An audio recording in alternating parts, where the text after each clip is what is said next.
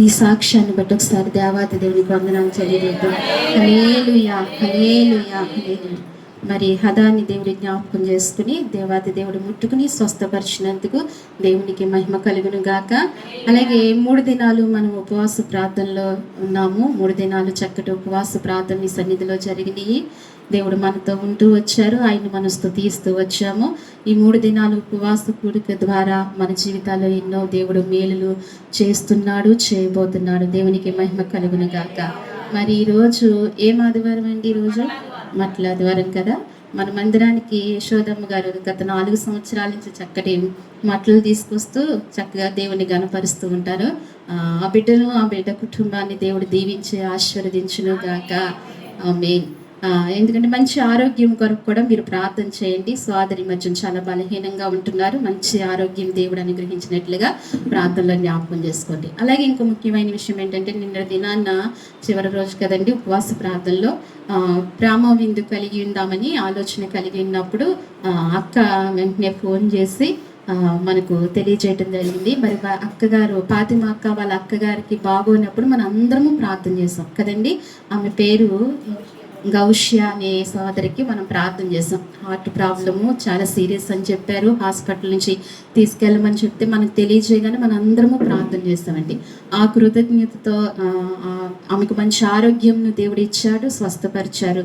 నిన్నటి దినాన్ని మన అందరికీ ప్రేమ విందు చేయడానికి దేవుడు కృప చూపించాడు. ఆమె ఆ రీతిగా దేవుని కనపరిచారు, మహిమపరిచారు. మరి ఆ కుటుంబం కొరకు, ఆ తల్లి కొరకు మీ అనే దిన ప్రార్థనలో జ్ఞాపకం చేసుకోండి. అలాగే మన మధ్యకు నాగమణి గారు వస్తూ ఉంటారు కదా. సోదరి నాగమణి గారు అందరికీ తెలుసు కదండి. వారి భర్త గారు చనిపోయారండి, పిల్లబ్బాయి గారు. మన 4 రోజులు 8 రోజులు అవుతుంది మనకి తెలియదు. అయితే ఆ కుటుంబ ఆదరణ కొరకు మీరు ప్రార్థనలో జ్ఞాపకం చేసుకోండి. అందరం కూడా వెళ్ళి పలకరిందాం. ఒకరోజు అందరం వస్తే అందరం వెళ్ళి పలకరిందాం. వచ్చే టైం కూడా నాకు తెలియచేయండి. మన అందరం వెళ్ళి సంఘం అంతా వెళ్ళాలి ఖచ్చితంగా. ఆమె సంఘానికి వచ్చేవారు, మనందరి కొరకు ప్రార్థన చేసేవారు. ఇలాంటి కష్ట సమయంలో మనం కుటుంబాన్ని వదలకూడదు కాబట్టి ఖచ్చితంగా అందరూ రావాలండి. ఆ తల్లిని పలకరించడానికి అందరూ రావాలి. ఈ విషయాన్ని మీకు తెలియజేస్తున్నాను. మరి చాలా సమయం అయింది కాబట్టి దాసులు మన మధ్యకు వచ్చారు. మనందరి పక్షాన, కుటుంబ పక్షాన దాసులను పిలుద్దామండి. రాత్రికాల సమయంలో 11 గంటలకు ఫోన్ చేసి అడిగినప్పుడు మీరు రావాలి ఖచ్చితంగా. ఈరోజు మాకు వర్తమానం అందేవాళ్ళని బ్రతిమాలినప్పుడు తప్పనిసరిగా కష్టమైనా సరే రావడానికి ఇష్టపడ్డారు, వచ్చారు, మన మధ్య ఉన్నారండి. మనందరి పక్షాన బ్రదర్ సన్నిపాలయ్య గారిని పిలుద్దాము. ప్రేమపూర్వకంగా పిలుస్తున్నాం. పరిశుద్ధ నామమునకు మహిమ కలుగును గాక. ఆమేన్. నేరుగా వాక్య ధ్యానంలోకి వెళ్ళిపోదాం. 12:20 అయింది. 3:20 కల్లా ముగించేస్తాను. తొందరపడద్దు ఎవరు, మీరు కంగారు పడద్దు, నన్ను కంగారు పెట్టద్దు. రైట్, నేరుగా వాక్య ధ్యానంలోకి వెళ్ళిపోదాం. ఈరోజు ఏంటి స్పెషల్? ఈరోజు మరి ఎక్కడ కనపట్లేదు, ఇవన్నీ అనుకోండి. Right, very good, very nice. చాలా సంతోషకరమైన సమయం ఇది. ఎందుకంటే దేవుడు మన కోసం భూలోకానికి దిగివచ్చి ఆయన ప్రతి సందర్భంలోనూ సాదృశ్య రూపకంగా చాలా విషయాలను జ్ఞాపకం చేశారు. అందులో ఒకటే ఇదిగో ఈ రోజు జరుపుకుంటున్న పునరుత్థాన దిన ఈ మట్టల ఆదివారం. ఆమేన్. రైట్, నేరుగా వాక్య ధ్యానంలోకి వెళ్ళిపోదాం. పరిశుద్ధ గ్రంథంలో నుంచి మత్తయి శుభవార్త 21వ అధ్యాయము 10వ వచనం మాత్రం నేను చదువుతాను. నా వెనక అందరూ చెప్పడానికి ప్రయత్నం చేయండి. మత్తయి శుభవార్త 21వ అధ్యాయము 10వ వచనం నేను చదువుతాను. నా వెనక అందరూ చెప్పడానికి ప్రయత్నం చేయండి. ఆయన యెరూషలేములోనికి వచ్చి పట్టణమంతయు ఆయన, నేను మొదటి నుంచి చదువుతాను, మళ్ళా చదవండి. ఆయన యెరూషలేములోనికి వచ్చినప్పుడు పట్టణమంతయు ఈయన ఎవరో అని కలవరపడెను. నా వెనక ఈ మాటలు చెప్పిన మీ అందరినీ దేవుడు దీవించును గాక. ఆమేన్. తలలోంచి కన్ను మూయండి, చిన్న ప్రార్థన చేసుకుందాం. పరమ తండ్రి, మీకు వందనాలయ్యా. యేసు ప్రభువా, మీకు వందనాలు. పరిశుద్ధాత్మ దేవుడా, మీకు వందనాలు. అత్యల్పుడనకు నేను నిలవబడి ఉండగా పరిశుద్ధాత్మ దేవుడు నాలోనికి వచ్చి మీరు మాట్లాడండి. ఎందరైతే వాక్యం కొరకు తమ మనసులను సిద్ధపరుచుకున్నారో వారందరికీ వాక్యము చికిత్స మీరు చేయండి అయ్యా. తద్వారా మీరు మాత్రమే మహిమ పొంది మమ్మల్ని అందరినీ నీ నిత్య రాజ్య వారసులుగా చేయమని యేసుక్రీస్తు ప్రభు వారి మహాప్రశస్త నామంలో ప్రార్థిస్తున్నాను, మా ప్రియ పరలోకపు తండ్రి. ఆమేన్. ఆమేన్.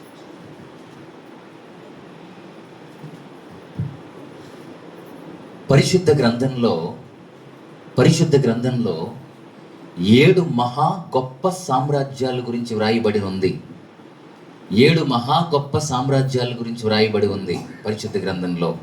మీకు తెలుసో లేదో, ఇప్పుడున్న సామ్రాజ్యంతో సహా ఇవి చాలా ప్రాముఖ్యమైనవి. ఇవి తెలుసుకున్న తర్వాత ఈ కోణంలో నుంచి యేసుక్రీస్తు ప్రభు వారు ఈరోజు యెరూషలేములోకి ఎందుకు వచ్చారో, ఆయన ఎవరో అని ఎందుకు అనుకుంటున్నారో ఆ విషయాలు జ్ఞాపకం చేయడానికి ఇష్టపడుతున్నాను. శ్రద్ధ కలిగి ఆలకించండి. పరిశుద్ధ గ్రంథంలో ఎన్ని గొప్ప సామ్రాజ్యాలు ఉన్నాయన్నాను? ఈ 7 మహా గొప్ప సామ్రాజ్యాల్లో మొట్టమొదటిది ఐగుప్తు సామ్రాజ్యం. చెప్పండి, ఏంటి? రెండవది బబులోను సామ్రాజ్యం. మూడవది మాదియా మరియు పారసీకుల సామ్రాజ్యం. నాలుగవది గ్రీకు సామ్రాజ్యం. ఐదవది రోమా సామ్రాజ్యం. ఆరవది ఇదిగో ఇప్పుడు ప్రస్తుతం జరుగుతున్నటువంటి సామ్రాజ్యము, మంత్రులు మరియు ప్రెసిడెంట్ల యొక్క కాలం. మంత్రులు ప్రెసిడెంట్ల యొక్క సామ్రాజ్యం. చివరిది ఒకటి ఉంది, 7వది. అది యేసయ్య రాజ్యం. చెప్పండి, ఏ రాజ్యం? యేసయ్య రాజ్యం. ఈ 7 మహా గొప్ప సామ్రాజ్యాల గురించి పరిశుద్ధ లేఖన భాగాల్లో చాలా స్పష్టంగా రాయబడి ఉంది. ఇందులో మొట్టమొదటిది ఏమని చెప్పాను? ఐగుప్తు మహా సామ్రాజ్యం, ఐగుప్తు సామ్రాజ్యం లేదా ఈజిప్ట్ సామ్రాజ్యం అని అంటారు. దీనికి రాజు ఫరో అని పిలుస్తాం. ఫరోలు అని ఉంటారు. అంటే ఫరో అంటే ఒక్కడు కాదు. ఫరో అంటే ఐగుప్తు రాజులందరినీ ఒక్కొక్కరు ఒక కాలాన్ని బట్టి వారు మారుతూ ఉంటారు. వారిని ఫరో అని పిలుస్తారనమాట. అర్థమవుతున్నాయి నా మాటలందరికీ? సో ఈ సామ్రాజ్యంలో ఇస్రాయేలీలు 430 సంవత్సరాలు బానిసత్వాన్ని అనుభవించారు. ఏ సామ్రాజ్యంలో? ఐగుప్తు సామ్రాజ్యంలో, ఐగుప్తు మహా సామ్రాజ్యంలో ఇస్రాయేలీలు భయంకరంగా వాళ్ళు బానిసత్వాన్ని అనుభవించారు. ఎన్ని సంవత్సరాలు? 430 సంవత్సరాలు. ఎక్కడుంది బైబిల్లో అని అంటే, నిర్గమాకాండ గ్రంథ చరిత్రలో 1వ అధ్యాయంలోనే 8 నుంచి 14 వచనాల వరకు, అదే నిర్గమాకాండ గ్రంథంలో 12వ అధ్యాయంలో మీరు 40-41 వచనాలు చదివితే చాలా స్పష్టంగా ఆ విషయాలు అక్కడ మనకు కనబడతాయి. ఏమని? ఇశ్రాయేలీలు 430 సంవత్సరాలు బానిసత్వాన్ని, భయంకరమైన బానిసత్వం, అది సామాన్యమైన బానిసత్వం కాదు. మీకు అర్థమయ్యేలా చెప్తున్నాను. వాళ్లతో ఈ నిర్గమాకాండం 12వ అధ్యాయం 40-41 వచనాల తర్వాత చదువుకుంటే ఇటుకలు చేయించారు, మట్టి మోయించారు, భయంకరమైన పనులన్నీ చేయించినట్లుగా లేఖన భాగాల్లో మనం చూస్తాం. ఫరో ఏం చేశాడు? వీరిని కష్టపెట్టడానికి ఇష్టపడ్డాడు. ఇది ఐగుప్తు సామ్రాజ్యం. సుమారుగా క్రీస్తుకు పూర్వం 1700 సంవత్సరంలో మొదలై 1300 సంవత్సరాల వరకు ఈ కాలం నడిచింది. ఏ కాలం? ఐగుప్తు మహా సామ్రాజ్యం యొక్క కాలం. నా మాటలు అర్థమవుతున్నాయి అందరికీ? ఇది మొదటిది. దీని నుంచి ఎప్పుడు విడుదల వచ్చింది వీళ్ళకి అని అంటే, మోషే ద్వారా దేవుడు వారిని విడిపించారు. ఇది దేవుని ప్రజలు అనగదొక్కబడ్డానికి మొదటి మహా రాజ్యంగా ఐగుప్తు రాజ్యం ఏర్పడింది. ఇశ్రాయేలీలు అంతకుముందు వాళ్ళకి బానిసత్వం అంటే ఏంటో తెలియదు, కష్టం అంటే ఏంటో తెలియదు. వీరి దగ్గరికి వచ్చిన తర్వాత నలగొట్టేశాడు. ఎవరు? మోషే కదా, ఫరో. దానికి అప్పగించింది దేవుడే. సో మోషే ద్వారా దేవుడు వారికి విడుదలిచ్చాడు.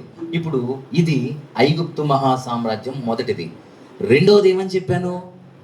బబులోను మహా సామ్రాజ్యం అని అన్నాను. బబులోను మహా సామ్రాజ్యం క్రీస్తుకు పూర్వం 605-539 మధ్య కాలంలో నడిచింది బబులోను సామ్రాజ్యం. ఈ బబులోను సామ్రాజ్యంలో నెబుకద్నెజరు యెరూషలేమును ఏం చేశాడు? జయించాడు. మీ అందరికీ తెలిసిన విషయాలు. ఈ పాస్టర్ గారు లేక మరి పాస్టర్ గారు చెప్పే ఉంటారు చాలాసార్లు ఈ పాత నిబంధన చరిత్ర అంతట్లో. యెరూషలేమును నెబుకద్నెజరు అనే రాజు జయించి దేవాలయాన్ని ఏం చేశాడు? ధ్వంసం చేసేసాడు. అవునా? యూదులను ఏం చేశాడు? ఆయన చెరలోనికి తీసుకుని వెళ్ళిపోయాడు. వీళ్ళు కూడా అక్కడ భయంకరమైన ఇబ్బందులు పడ్డారు. మీకు ఎక్కడ ఉంటుంది ఇది అని అంటే, దానియేలు ప్రవచన గ్రంథానికి వెళ్ళిపోవాలి. 1వ అధ్యాయంలోనే 1-2 వచనాల్లో ఈ మాటలు ఉంటాయి. ఒకవేళ రాసుకునే వాళ్ళు ఉంటే రాసుకుని ఇంటికి వెళ్ళిన తర్వాత చదువుకోండి. ఊరికి నేను ఏదో చెప్పేస్తున్నాడు, అన్ని నిజాలు చెప్తున్నాడు అని అనుకోవద్దు. నా వరకే కాదు, ఎవరు చెప్పినా అలా అనుకోకూడదు. ఎందుకంటే పౌలు శీల వాక్యం చెప్తుంటేనే వీళ్ళు చెప్పే విషయాలు అలా ఉన్నాయా లేదానని పరిశీలన చేసిన వారు బైబిల్లో ఉన్నారు. వారే బెరయా సంఘస్థులు. మీరందరూ బెరయా సంఘస్థులుగా మార్చబడుదురుగాక. ఏది పడితే అది చెప్తే వినేసి నమ్మేసే రకంగా మీరు ఉండకుండా ఉందురుగాక. మీరు సత్యవంతులుగా మార్చబడుదురుగాక. దానియేలు ప్రవచన గ్రంథంలో బబులోను సామ్రాజ్యాన్ని గురించి 1వ అధ్యాయంలో 1-2 వచనాల్లో ఉంటది. అదే దానియేలు ప్రవచన గ్రంథంలో 2వ అధ్యాయంలో 37-38 వచనాల్లో కూడా ఆ మాటలు చాలా స్పష్టంగా ఉంటాయి. ఏమి? దానియేలు గ్రంథంలో ఇప్పుడు నేను చెప్తున్న నెబుకద్నెజరు చెరలోనికి వీళ్ళని ఇబ్బంది పెట్టి తీసుకెళ్లిన సందర్భం. ఇది ఏ సామ్రాజ్యం? రెండవది బబులోను సామ్రాజ్యం. మర్చిపోతే మనకు తెలియాలి. ఇదే దానియేలు గ్రంథము 2వ అధ్యాయంలో నెబుకద్నెజరుకు ఒక కల వచ్చింది. ఆ కలలో ఒక ప్రతిమను చూశాడు. ఆ ప్రతిమను చూసినప్పుడు ఇందులో ఈ రాజ్యం ఎలా కనబడిందో తెలుసా? బంగారపు, మేలిమి బంగారపు శిరస్సుగా, తలగా కనబడింది కదా. మేలిమి బంగారపు శిరస్సుగా కనబడిందట. అంటే ఇది ఏ రాజ్యం? మేలిమి బంగారపు శిరస్సుతో పోల్చబడినటువంటి రాజ్యం. ఏ రాజ్యం అది? బబులోను రాజ్యం. మర్చిపోకండి. మూడవది మాదియా మరియు పారసీకుల సామ్రాజ్యము అని అన్నాడు. దీనికి వాక్యాధారాలు ఎక్కడున్నాయి అని అంటే అదే దానియేలు ప్రవచన గ్రంథంలో 5వ అధ్యాయంలో 28వ వచనంలో ఉంటది. అదే దానియేలు ప్రవచన గ్రంథంలో 6వ అధ్యాయంలో 1వ వచనంలో కూడా ఈ విషయాలు ఉంటాయి. ఇది సుమారుగా క్రీస్తుకు పూర్వమే 539-331 మధ్య కాలంలో ఉన్నటువంటి సామ్రాజ్యము అదే మాదియా మరియు పారసీకుల యొక్క సామ్రాజ్యం. బబులోను రాజ్యాన్ని జయించి కోరేషు రాజు ఏం చేశాడు? యూదుల్ని తిరిగి మరలా పంపించేశాడు. అవునా కదా? ఆ చరిత్ర అక్కడ ఉంటుంది. మీకు ఎజ్రా గ్రంథంలో కూడా 1వ అధ్యాయంలో 1వ వచనంలోనే మాట ఉంటుంది. మీరు చదువుకుని ఉంటే చాలాసార్లు. నేను అందుకే ఆ రిఫరెన్స్లు కూడా చెప్తున్నాను. దీన్ని నెబుకద్నెజరుకు వచ్చిన కలలో దానియేలు 2వ అధ్యాయంలో ఈ రాజ్యాన్ని ఏమన్నారు తెలుసా? ఛాతి లేదా రొమ్ములు భుజాలకు సాదృశ్యంగా, వెండిని దీన్ని సాదృశ్యంగా చెప్పాడు. మొదటిది ఏమని చెప్పాను? తల బంగారం, మేలిమి బంగారం అన్న. దీన్ని వెండి, ఛాతి లేదా రొమ్ములు భుజాలు ఉన్న దీనిని వెండితో చేయబడినట్లుగా చూశాడు గనక వెండితో దీన్ని పోల్చారు. ఇది మనం చూస్తాం. 3 అయిపోయినాయి. 4వది ఏ రాజ్యం అని చెప్పాను? ఏ సామ్రాజ్యం అని చెప్పాను? గ్రీకు సామ్రాజ్యం. గ్రీకు సామ్రాజ్యాన్ని ఎవరు నడిపించారు? Alexander the great. క్రీస్తుకు పూర్వం చెప్పు, ఎప్పుడు పుస్తకాల్లో కూడా చదివే ఉంటావు కదా. 331 తర్వాత ఎక్కడి వరకు? క్రీస్తుకు పూర్వం 331 నుంచి 146 వరకు సోషల్లో ఉంటుంది కదా. నా చిన్నప్పుడు చదువుకున్నాను నేను. చిన్నప్పుడు అంటే ఇప్పుడు ఏం చదువుకుని అయిపోయానని కాదు, మళ్ళీ అలా అనుకోకండి. అది సో ఇది అలెగ్జాండర్ యొక్క కాలము. అదే గ్రీకు సామ్రాజ్యము. అలెగ్జాండర్ మహారాజు ఏం చేశాడు? ప్రపంచాన్ని అంతటిని ఒకటి మాత్రం బాగా గుర్తుంటుంది. అదేంటిదో చెప్పు? ప్రపంచాన్ని అంతటిని జయించి చివరికి ఏం చేశాడంట? మరణాన్ని జయించలేకపోయాడు, కరెక్టే అండి. అప్పుడు ఏం చేశాడు? ఒట్టి చేతులతో నేను ఇక్కడ ఇటు చూపించి అంటున్నాను కదా అని ఎవరినో అంటున్నాను అనుకోకండి. మా అఖిల్నే అంటున్నాను, ఎవరిని అనట్లేదు. బయట వాళ్ళంటే ఊరుకోరు కదా, అదనమాట.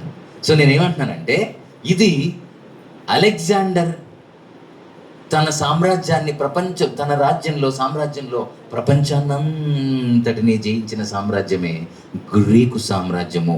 దానియేలు గ్రంథంలో 2వ అధ్యాయంలో దీన్ని ఉదరము లేదా పొట్ట, తొడలు భాగాన్ని పోల్చి ఎత్తడితో పోల్చారు. దీన్ని దేంతో పోల్చారు? ఎత్తడితో పోల్చారు. ఇక్కడికి ఎన్ని రాజ్యాలు చెప్పాను? 4. 5వ రాజ్యం ఒకటి ఉంది, అదే రోమా సామ్రాజ్యం. చెప్పండి ఏంటి? మొదటిది ఐగుప్తు సామ్రాజ్యం, మహాసామ్రాజ్యం. 2 బబులోను మహాసామ్రాజ్యం. 3 మాదియా పారసీకుల సామ్రాజ్యం. 4 గ్రీకు సామ్రాజ్యం. 5వది రోమా సామ్రాజ్యం. రోమా సామ్రాజ్యాన్ని గురించి మీకు చాలా మందికి ఎక్కువ పరిచయం ఉంటుందని నేను అనుకుంటున్నాను. ఎందుకని? ఆ సామ్రాజ్యంలో మనం లేకపోయినా యేసుక్రీస్తు ప్రభువారు వచ్చింది ఎప్పుడు? రోమా సామ్రాజ్యంలోనే. యేసుక్రీస్తు ప్రభు వారి సిలువ వేయబడింది ఎప్పుడు? రోమా సామ్రాజ్యంలోనే. కనుక రోమీయుల గురించి, రోమా సామ్రాజ్యాన్ని గురించి వీళ్ళు భయంకరమైన వాళ్ళు అని ఖచ్చితంగా చాలాసార్లు మనం వినే ఉంటాం. నేను కూడా చాలా సందర్భాల్లో చెప్పాను. దానియేలు గ్రంథంలో 2వ అధ్యాయంలో 40వ వచనంలో ఆ మాటలు మనం చూస్తాం ఈ రోమా సామ్రాజ్యాన్ని గురించి. సుమారుగా క్రీస్తుకు పూర్వం 146 నుండి 476 వరకు ఈ సామ్రాజ్యం నడిచింది. ఇది చాలా బలమైన రాజ్యం. ఏ రాజ్యం ఇది? రోమా సామ్రాజ్యం. యేసుక్రీస్తు ప్రభు వారు జననము, సిలువ మరణము, వేయబడిన కాలం ఇదే.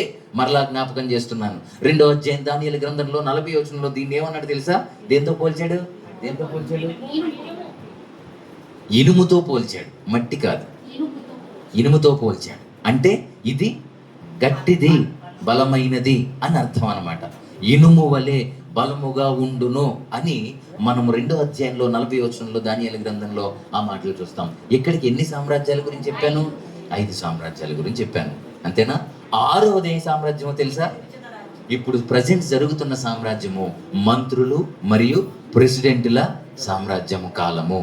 6వ సామ్రాజ్యం ఇది ప్రజెంట్ జరుగుతుంది. ఇది తెలియని వాళ్ళు ఎవరు ఉండరు. దీని గురించి బైబిల్లో ఎక్కడ ఉందండి అని అంటే ఖచ్చితంగా దానియేలు ప్రవచన గ్రంథంలో 2వ అధ్యాయంలో 41 నుంచి 43 వచనాల వరకు, ప్రకటన గ్రంథంలో కూడా 17వ అధ్యాయంలో 12వ వచనంలో ఆ మాటలు ఉంటాయి దీనిని గురించి. నా మాటలు అర్థమవుతున్నాయా? కనుక ఇది ప్రజెంట్ జరుగుతున్నది. ఈ కాలం మంత్రులు మరియు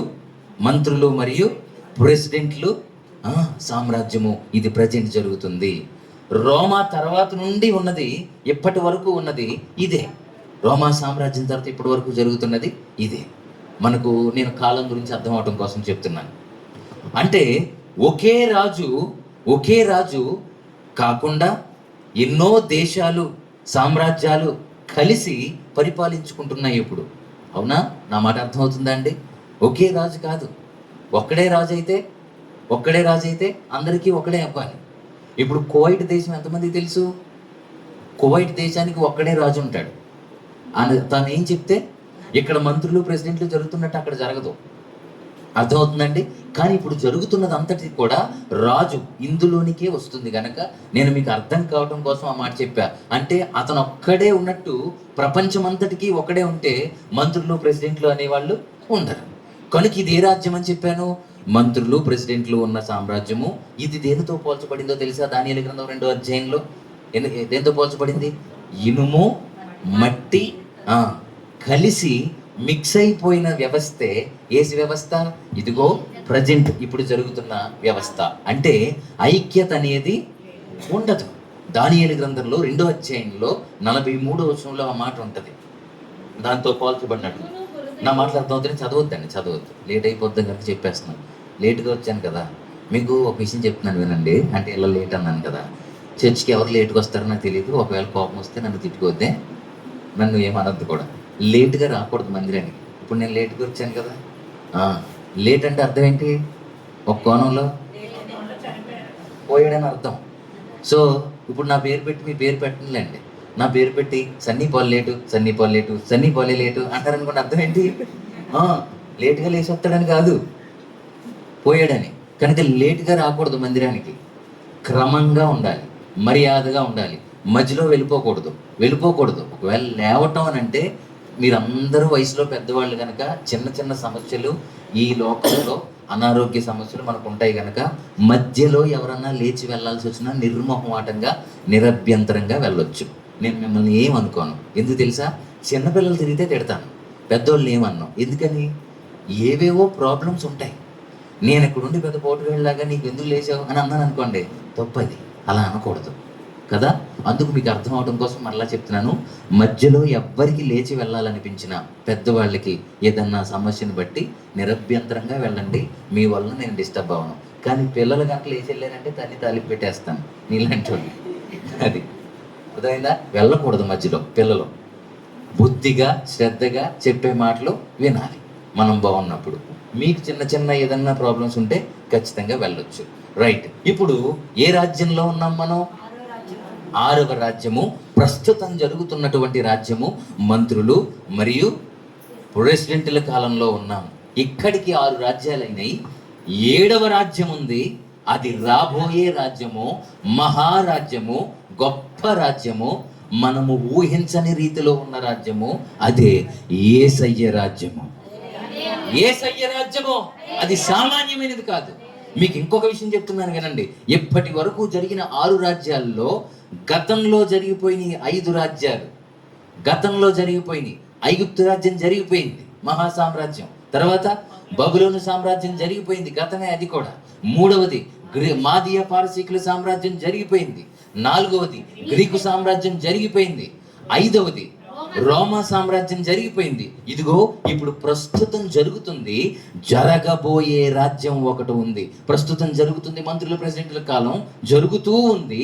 జరగబోయే రాజ్యం ఉంది, అదే యేసయ్య రాజ్యం. దీనికోసం ఇప్పుడు మనం ఏం చేయాలి? దీనికోసం ఏం చేయాలి? యేసయ్య రాజ్యం కోసం సిద్ధపడాలి. నేను చదివిన మూలవాక్యంలో ఈయన ఎవరో అనని ఏం చదివాను? 21వ అధ్యాయం 10వ వచనం కదా, ఒకసారి చదవండి. ఆయన యెరూషలేములోనికి ప్రవేశించినప్పుడు ఈయన ఎవరో అని కలవరపడ్డారంట. ఇప్పుడు ఈయన ఎవరో తెలుసుకోవాలి మనం. నా మాటలు అర్థమవుతున్నాయండి? దేవుడు స్వయంగా స్థాపించే రాజ్యము, స్థాపించబోయే రాజ్యం ఒకటి ఉంది, అదే యేసు రాజ్యము.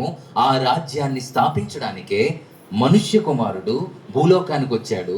అలా వచ్చిన సందర్భంలో సాదృశ్యంగా రూపించి, సాదృశ్య రూపకంగా చూపించిందే ఈ మట్టల ఆదివారం రోజున ఆయన నిరూపించుకున్నారు. నేను మీకు ఇంకా అర్థమైనా చెప్తున్నాను. మనుష్య రాజ్యాలను పూర్తిగా ఆయన ఏం చేసేస్తాడు? నిర్మూలన చేసి తొలగించేస్తాడు. ఇప్పటి వరకు చెప్పిన ప్రతి రాజ్యము ఎవరి చేత నిర్మించబడ్డాయి? మనుషుల చేతే. ఇవన్నీ తుడిచిపెట్టబడిపోతాయి. కానీ స్థిరమైనది, శాశ్వతమైనది, ఎవ్వరూ తొడవలేనిది, ఎవ్వరూ దాన్ని నాశనం చేయలేని రాజ్యం ఒకటి రాబోతుంది. అదే దానియేలు ప్రవచన గ్రంథంలో 2వ అధ్యాయంలో రాయితో పోల్చబడి చెప్పిన రాజ్యం. ఆ రాజ్యమే దేవుని రాజ్యము, యేసయ్య రాజ్యం. నా మాటలు అర్థమవుతున్నాయా? రాయితో చెప్పబడిన రాజ్యం అంటే అది స్థిరమైనది. అన్ని రాజ్యాలను ఇదేం చేస్తుంది? చెదరగొట్టేస్తుంది. అన్ని రాజ్యాలను చెదరగొట్టేస్తుంది. ముందు చెప్పిన 5 రాజ్యాలను ఇదేం చేస్తుంది? ఇప్పుడున్న రాజ్యాన్ని కూడా ఇదేం చేస్తుంది? చెదరగొట్టేస్తుంది. యేసయ్య రాజ్యం రాబోతూ ఉంది, జరగబోతూ ఉంది. ఇప్పుడు మన మూలవాక్యంలోనికి వెళ్ళిపోతే కలవరపడ్డారంట ఈయన వచ్చినప్పుడు. ఎందుకు కలవరపడ్డారు? ఈయనెవరో తెలియ కలవరపడ్డారంట. ఇప్పుడు చెప్పండి, ఈయనెవరు? చెప్పండి మీరు. ఈయనెవరు? ఒక మాటలో చెప్పనా? శాశ్వతమైన నిత్య రాజ్యాన్ని స్థాపించబోతున్నటువంటి రాజు.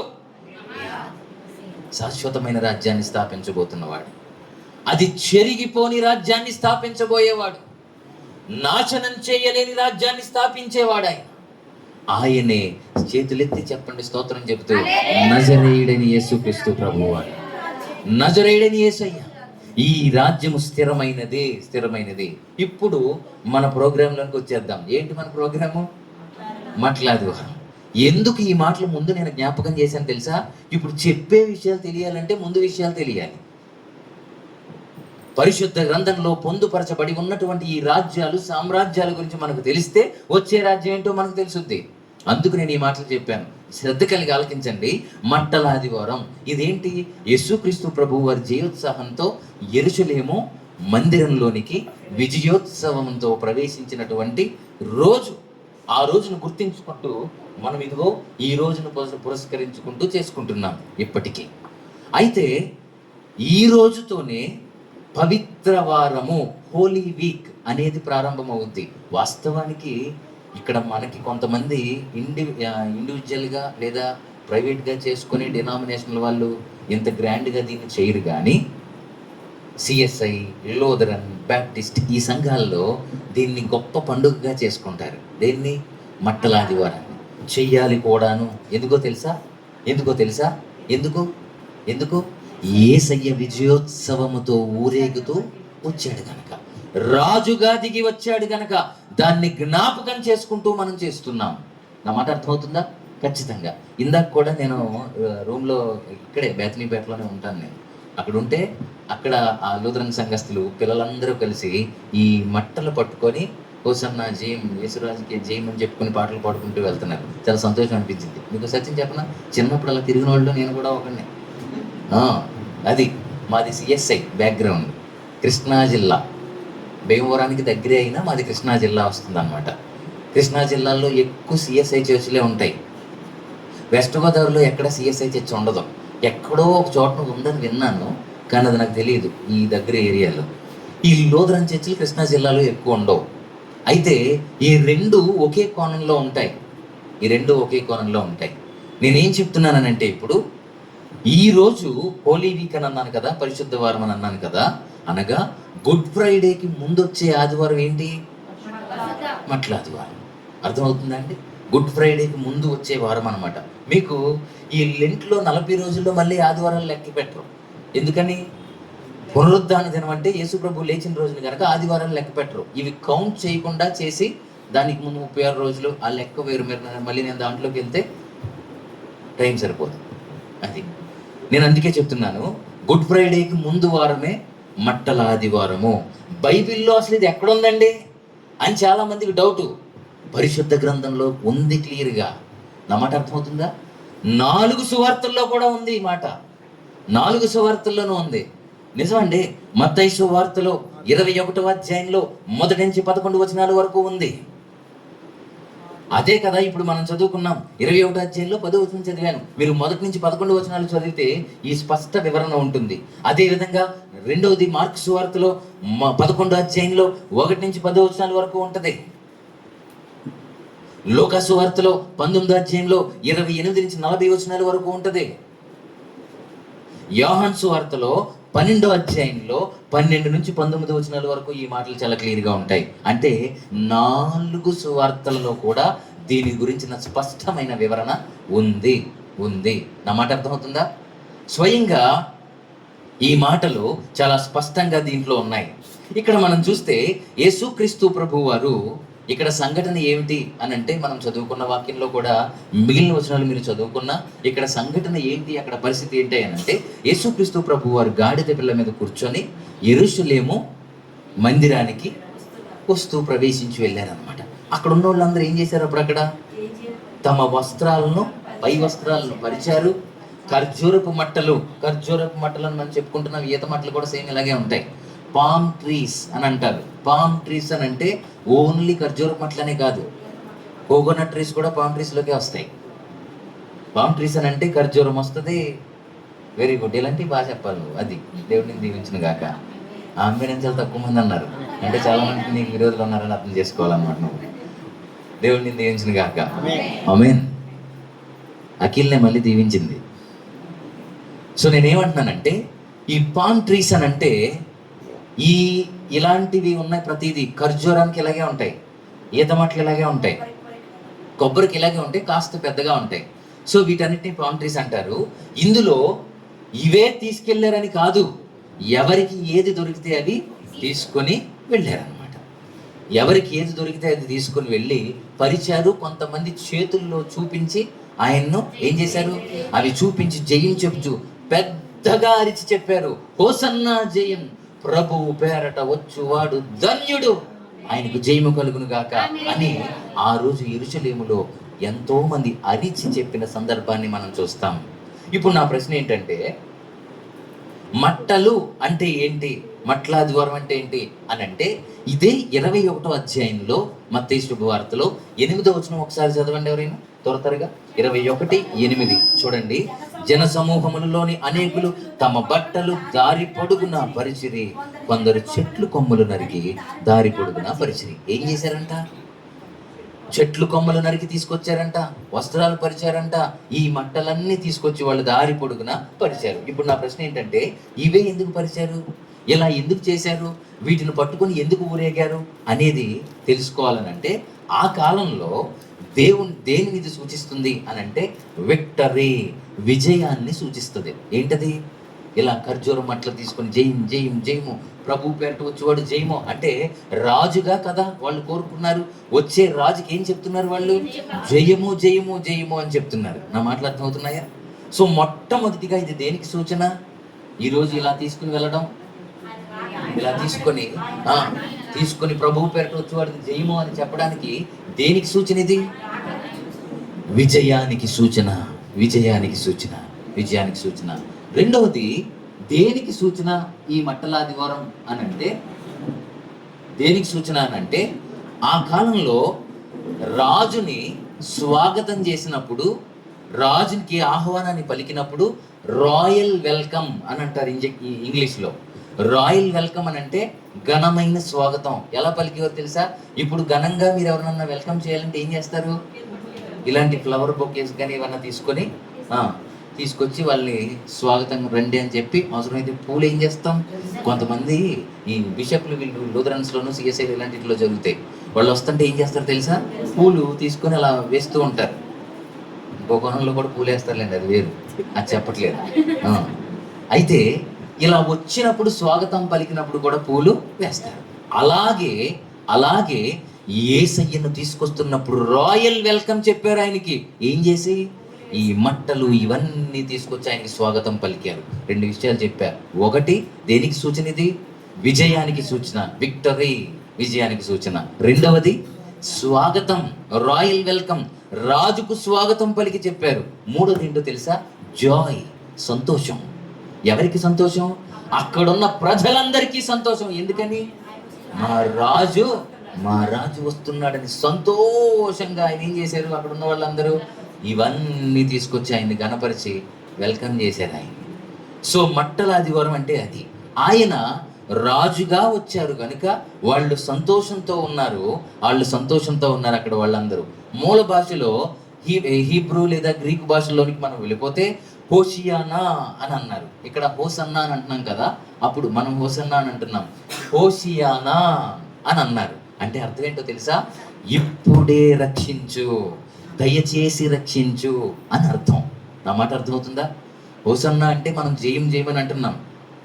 ఆనాడు గ్రీకులో, హీబ్రూలో దాని అర్థం ఏంటయ్యానంటే, హోషియానా అని అంటే దయచేసి మమ్మల్ని రక్షించు. ఎందుకు రక్షించమంటున్నారు? నువ్వు రాజువి, మమ్మల్ని రక్షించు, ఇప్పుడే మమ్మల్ని రక్షించు అని చెప్తున్నారు. ఎవరికి? యేసయ్యకు. జయము జయము, హోషియానా హోషియానా, జయము అని చెప్పి ఇప్పుడే మమ్మల్ని రక్షించు, దయచేసి మమ్మల్ని రక్షించు అని ఆ కాలంలో ప్రార్థనగా చేశారు. రాను రాను ఈ మాట ఏమైపోయింది? స్తుతిగా మారిపోయింది. స్తుతిగా మారిపోయి హోసన్నా అయ్యింది, జయము అయ్యింది. నా మాటలు అర్థమవుతున్నాయా? కనుక మట్టల ఆదివారము అనేది ఖచ్చితంగా యేసుక్రీస్తు ప్రభువారి విజయోత్సవముతో రాజుగా వచ్చాడు. ఇక్కడ నేను ఒక కోణమే చెప్తున్నా, రెండో కోణం చెప్పట్లా. రెండో కోణం ఏంటో తెలుసా? సింపుల్గా ఒక మాటలో చెప్పేస్తా. రాజుగా ఎదురు చూశారు వీళ్ళు, రాజు ఎదురు చూశారు. కానీ అక్కడ ప్రజలు ఎలా చూశారు తెలుసా? వచ్చే రోజు మామూలుడు కాదు, దిగేసి లాగేస్తాడు అనుకున్నారు. కానీ ఈయన ఎలా వచ్చాడు? అది అసలు విషయం. ఆ కోణంలోనికి నేను వెళ్ళట్లేదు, ఇందులోనే చెప్తా. కాకపోతే కొంచెం అర్థమయ్యేలా చెప్తాను, జాగ్రత్తగా వినండి. ఇక్కడే ఒక ప్రాముఖ్యమైన విషయం 21వ అధ్యాయంలోనే 5వ వచనంలో ఒకసారి మనం చూస్తే చూడండి.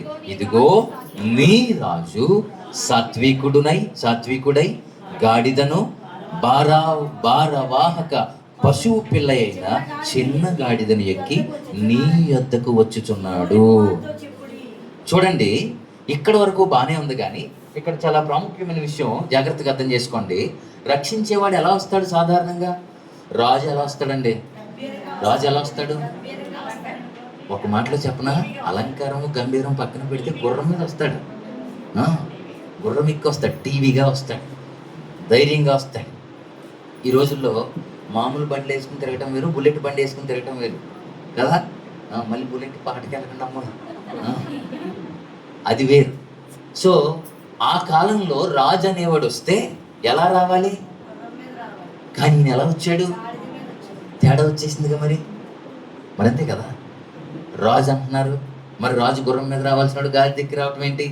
తేడా వచ్చేసింది కదా అని అంటే మీరు ఆలోచించేయండి. దేవుడు గాడిదనే పిలిచారు. మరి ఇక్కడ మీరు మిగిలిన సువార్తల్లో కూడా నేను ఇందాక ఉన్నాయని చెప్పాను కదా, మత్తయి, మార్కు, లోకా, యోహాను 4 సువార్తల్లో ఉంది కదా. మీరు చదివితే ఆయన పిలిచాడు, పలానా చోటుకి వెళ్ళి అక్కడ ఒక గాడిద కట్టేసి ఉంటుంది, దాన్ని తీసుకొచ్చేయండి. ఈ లోపు ఆడు కూడా, యజమానుడు కూడా వస్తాడు, రాగానే చెప్పండి అది కావాలన్నాడు ఆయన అని చెప్పండి, ఆయన పంపించేస్తాడు అని చెప్పారు. ఆయన ఏమీ అనడు అని చెప్పారు ఆయన. అంతేనా? అది మనందరికీ తెలుసు. అయితే గుర్రం మీద రావాల్సిన ఆయన గాడిద ఎక్కి ఎందుకు వచ్చాడు అని అంటే, దేవుడు గుర్రం మీద కదా రావాలి కదా, గాడిద ఎక్కి ఎందుకు వచ్చారు? మీకు గుర్రాలు అప్పటికి లేవా? పరలోకంలో గుర్రాలు ఉన్నాయి. పరలోకంలో గుర్రాలు లేవా? అసలు దేవుడు ఆజ్ఞాపిస్తే గాడిద ఏంటంటే పంచకళ్యాణి గుర్రమే వచ్చేస్తుంది ఆయనకి. ఇప్పుడు ఎలీషా ప్రవక్త ఉన్నాడు. ఎలీషా ప్రవక్త ఒక చోటన ఉన్నాడు. ఎక్కడ? ఒక గుడారంలో ఉన్నప్పుడు చుట్టూ ఏం చేశారు? శత్రువులందరూ చుట్టుముట్టేశారు. ఎలీషాని పొడి చేసి చంపేద్దామని. ఎందుకని? బ్రతకనివ్వకూడదనని. అలా వచ్చినప్పుడు ఎలీషా పనివాడు ఒకడు ఉన్నాడు. పనివాడు వచ్చి చూశాడు బయట ఉన్న సమూహాన్ని అంతటిని చూసి, అమ్మ బాబోయ్, బయట పెద్ద సమూహం ఉంది, శత్రు సమూహం ఉందండి, మనం ఇంక బయటికి వెళ్ళామంటే ఇంక అయిపోయినట్టే అని చెప్పి భయపడిపోతున్నాడు. ఎవరి దగ్గరికి వచ్చి? ఎలీషా దగ్గరికి వచ్చి భయపడుతున్నాడు. భయపడుతుంటే ఎలీషా దగ్గరికి వచ్చి భయపడుతుంటే ఎలీషా ఏమన్నాడు తెలుసా? ఎందుకు అంత కంగారు నీకు? నువ్వు టెన్షన్ పట్టుకుని నువ్వు కంగారు పడుకో, మన చుట్టూ గొప్ప సైన్యం ఉందని అన్నాడు. ఇదేంటి మెంటలో చేసింది ఏంటని అనుకుని ఎవరో ఎలీషా పనుడు. ఎవరో కనపడతలేదు, ఎటు చూసినా ఇల్లే ఉన్నారు మంద కింద, ఈయన మన సైన్యం ఉందంటున్నాడు, ఎక్కడుందని అనుకుంటున్నాడు. అప్పుడు ఎలీషా ప్రార్థన చేసి, వీడి కన్నులు తెరువు ప్రభువా అని ప్రార్థన చేస్తే కన్నులు తెరవబడ్డాయి. ఏం చూశాడు? అగ్ని గుర్రములను, రథాలను చూశాడు. చూశాడా? కనుక దేవుడు ఆజ్ఞాపిస్తే ఖచ్చితంగా ఏమొస్తాయి? ఖచ్చితంగా గుర్రాలు వస్తాయి. పరలోకంలో గుర్రాలు ఉన్నాయి. కానీ ఈ రాజు గాడిదని ఎక్కొచ్చాడు. మీకు రాజులు సాధారణంగా యుద్ధానికి గుర్రం మీదే వెళ్ళాలి. మా ఊర్లోనండి చిన్న ఉదాహరణ చెప్తున్నాను. మా ఊర్లో చిన్నగొల్లపాలెం, మాది సొంత ఊరు. ఆ ఊర్లో చాలా సంవత్సరాల క్రితం ఒకడు భూమిలో పొట్టుకరిలాగా ఇంతే ఉంటాడు, కానీ ఇంతలా ఉంటాడు. ఒక గుర్రాన్ని తెచ్చుకున్నాడు. అది కూడా వీళ్ళలాగే సైజులో అదనమాట, చిన్నదే. వీడు పెద్ద రాజులాగా ఫీల్ అయిపోయి, పేర్లు చెప్పలేను, ఒకవేళ తర్వాత అడిగితే నేను మీకు అయితే చూపించగలను. మీరు మా ఇంటికి వచ్చారు కనుక, ఎప్పుడన్నా వస్తారు కనుక ఆ దారిలో వెళ్ళేవాడిని. ఆ గుర్రం మీద ఎక్కేసి, మనిషి బుద్ధంత ఉంటాడు, ఇంత కొంచెం అంత కాస్త అంత ఇంతే, అంతకుమించి ఎక్కువ ఉన్నాడు, భూమిలో పడ్డ గారిలాగా ఇంతలా ఉండి ఆ చిన్న గుర్రం తెచ్చుకుని తక్కువ రేటుకి దాన్ని కొనుక్కుని తెచ్చుకుని ఉంటాడు. దాని మీద ఎక్కి వెళ్తుంటే అదేం మొయ్యలేకపోతుంటే వీడు రాజులాగా ఫీల్ అయిపోయేవాడు. కొన్నాళ్ళు అలా తిరిగి మళ్ళీ బండి తెచ్చాడు. బండి తెచ్చి ఆ గుర్రానికే కట్టి వెళ్తుంటే నవ్వుకునేవాళ్ళం, వీడు రాజులా లేడు, రాజు వాళ్ళ ఇంట్లో పూజలాగా ఉన్నాడు అనుకునేవాడు నేను. మరి అంతే కదండి, గుర్రం మీద వెళ్ళేవాడు రాజుని చూస్తే ఎలా ఉండాలి అంటే వాడి ఫీలింగ్ ఏంటి? గుర్రం ఎక్కితే నేను గొప్ప ఉండనని. నా మాట అర్థమవుతుందా? గుర్రము గొప్పగా ఉండడానికి సాదృశ్యం. గాడిద మీద రావడానికి కారణం ఏంటో తెలుసా? ఇది నా మాట కాదు కానీ ముందుగానే చెప్పబడినటువంటి ప్రవచనం. ఎవరు చెప్పారు అనంటే జకర్యా గారు చెప్పారు.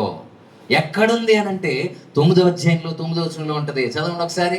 9వ అధ్యాయం జకర్యా గారి పేరు రాయబడిన జకర్యా ప్రవచన గ్రంథము 9వ అధ్యాయం 9వ వచనంలో, సియోను నివాసులారా చెప్తాడు 9:9, బహుగా సంతోషించుడి, యెరూషలేము నివాసులారా ఉల్లాసముగా ఉండుడి, నీ రాజు నీతిపరుడును, చదవండి ఎవరో, నీతిపరుడును రక్షణ గలవాడును దీనుడునై గాడిదను గాడిద పిల్లను ఎక్కి నీ యొద్దకు వచ్చుచున్నాడు అని అన్నాడు. ఇప్పుడు చూడండి, ఈ ప్రవచనం ఎప్పుడు చెప్పబడింది అని అంటే, మీకు వివరంగా చెప్తాను వినండి. జకర్యా ప్రవచన గ్రంథంలో మొత్తం 14 వచనాలు ఉంటాయి, 14 అధ్యాయాలు ఉంటాయి. ఎన్ని అధ్యాయాలు? ఈ 14 అధ్యాయాల్లో మొదటి అధ్యాయం నుంచి 8వ అధ్యాయం వరకు క్రీస్తుకు పూర్వం 520-518 మధ్యకాలాల్లో రాయబడింది. నా మాట అర్థమవుతుందా? జకర్యా ప్రవచన గ్రంథంలో 14 అధ్యాయాలు ఉంటాయి.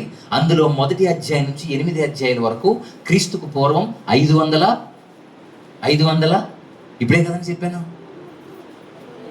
580 నుంచి 580 నుంచే అది. అందుకే ప్రశ్నలు అడుగుతాను. 520 నుంచి 518 మధ్య కాలంలో రాయబడింది. ఏది? మొదటి నుంచి 8 అధ్యాయాలు. తర్వాత 9వ అధ్యాయం నుంచి 14వ అధ్యాయం వరకు క్రీస్తుకు పూర్వం 480లో ప్రవచించబడింది. నా మాట అర్థమైందా? 2 కాలాలు ఇక్కడ నడిచినాయి అన్నమాట ఈ ఈ ఈ ప్రవచనంలో, ఈ జకర్యా ప్రవచన గ్రంథంలో. సో నేను ఎందుకు ఇంత వివరంగా చెప్తున్నానంటే, మనం ఏ అధ్యాయం చదువుకున్నాం?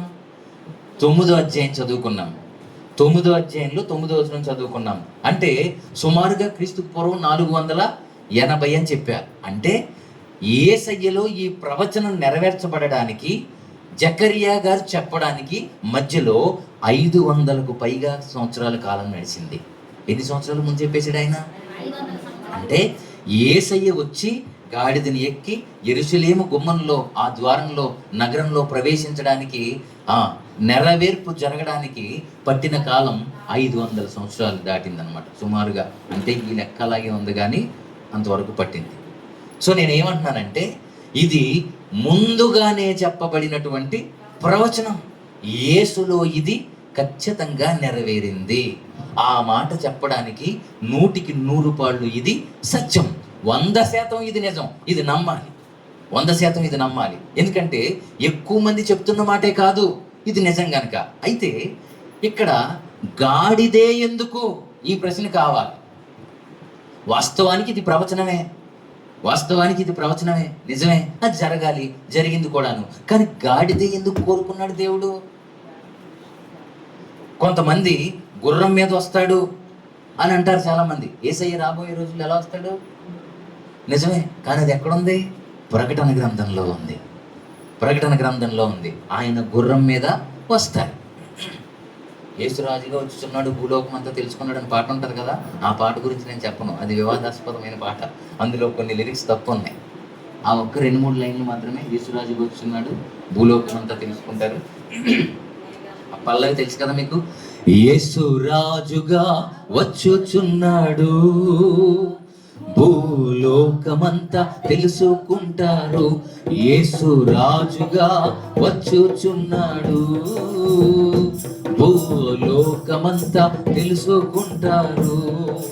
రవి కోటి తేజుడు, రమ్యమైన దేవుడు, రారాజుగా వచ్చుచున్నాడు,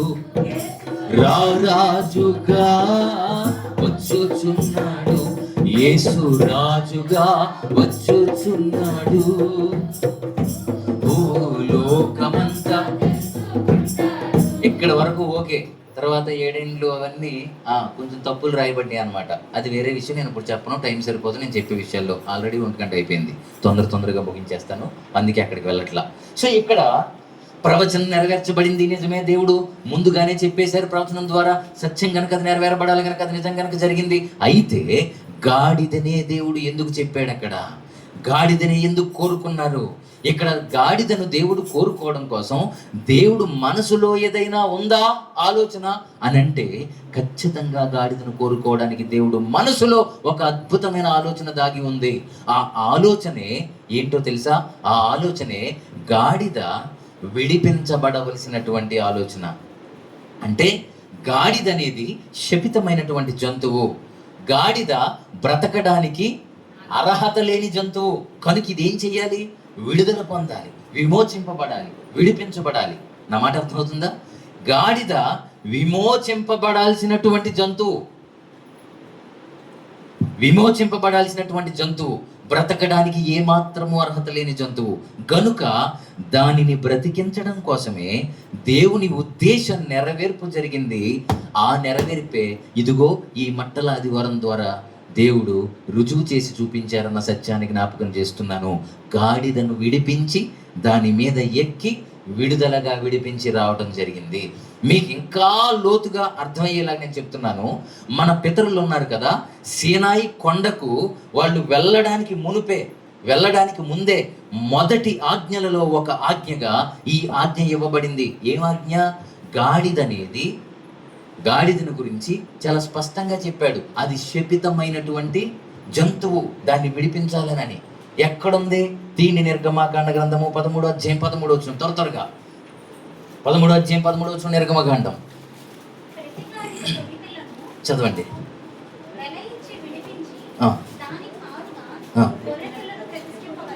ఏముంది ఇక్కడ? మళ్ళీ చదవండి సిస్టర్. ప్రతి గాడిద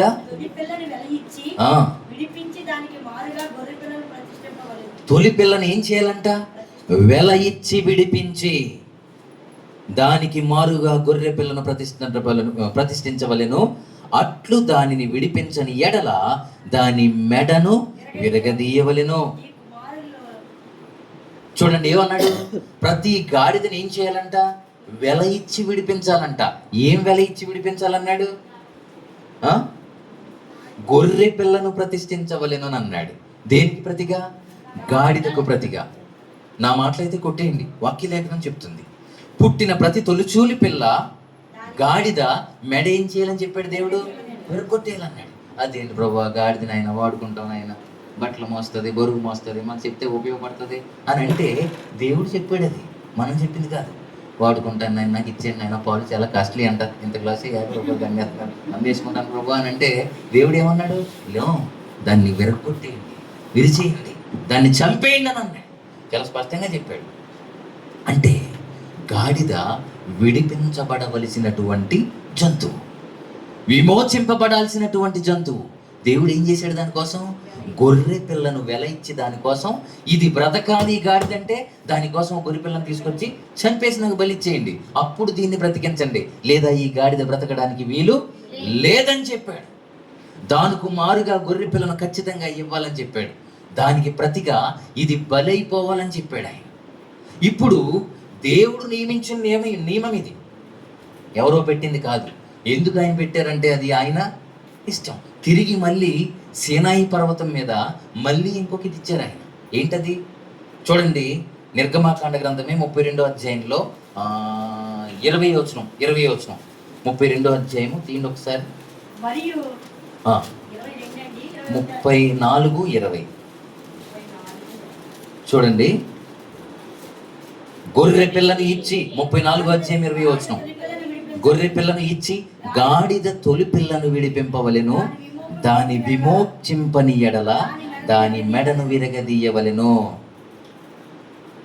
నీ కుమారులలో ప్రతి తొలిచూలు వాని విడిపింపవలెను. చూడండి, ఇక్కడ ఏమన్నాడంటే దేవుడు తిరిగి మళ్ళీ సీనాయి పర్వతం మీదకు కూడా ఈ ఆజ్ఞనిచ్చేశాడు. ఏమని? ప్రతి గాడిద పిల్లను విడిపించడానికి, తొలి పిల్లను విడిపించడానికి గొర్రె పిల్లని ఏం చేయమన్నాడు? విమోచింపండి, విమోచింపని ఎడల దాని మెడను విరగదీయవలెను అని చెప్పాడు. ఎందుకు మెడ విరగదీయాలి అంటే బ్రతకడానికి దానికి అర్హత లేని జంతువు గనక. ఎందుకు అనంటే దేవుడు ఏదో నేర్పించాలని అనుకున్నాడు దీని ద్వారా. తన మనసులో ఒక ఆలోచన ఉంది, దేవునికి ఉద్దేశం ఉంది. ఆ ఆలోచన ఏంటో తెలుసా? బ్రతకడానికి అర్హత లేని ఈ గాడిద తరపున గొర్రె పిల్లను ఏ విధంగా బలి ఇచ్చి విడిపించమన్నాడో అదే విధంగా దేవుడు మన కొరకు గొర్రె పిల్లగా, అంటే ప్రతి మానవుడు, ప్రతి మనిషి గాడిదకు సాదృశ్యం. గాడిదకు సాదృశ్యం. ఈ గాడిద విడిపింపబడాలనంటే గొర్రె పిల్ల అయిన క్రీస్తు ప్రభు వారు దిగి వచ్చి ఆయన బలి అవ్వాల్సిందే. ఆ కారణం చేత దేవుడు ఏం చేశాడు?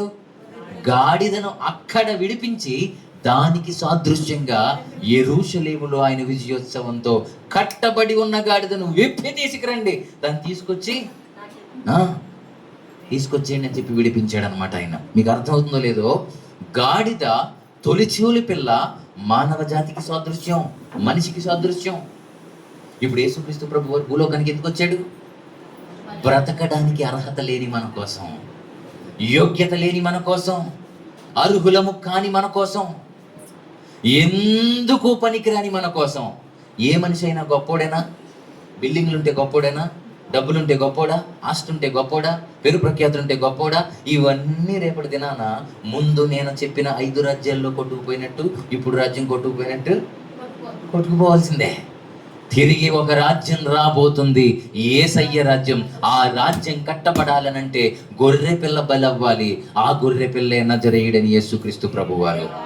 గొర్రె పిల్ల లాంటి బలి అవడానికే, గొర్రె పిల్ల లాంటి బలి జరగడానికే యేసుక్రీస్తు ప్రభువు వారు భూలోకానికి దిగి వచ్చి రిక్తుడిగా తన సింహాసనాన్ని, ఆనందాన్ని, సంతోషాన్ని, గొప్ప ఉన్నతమైన భాగ్యాన్ని విడిచిపెట్టేసి ఏం చేశాడు ఆయన?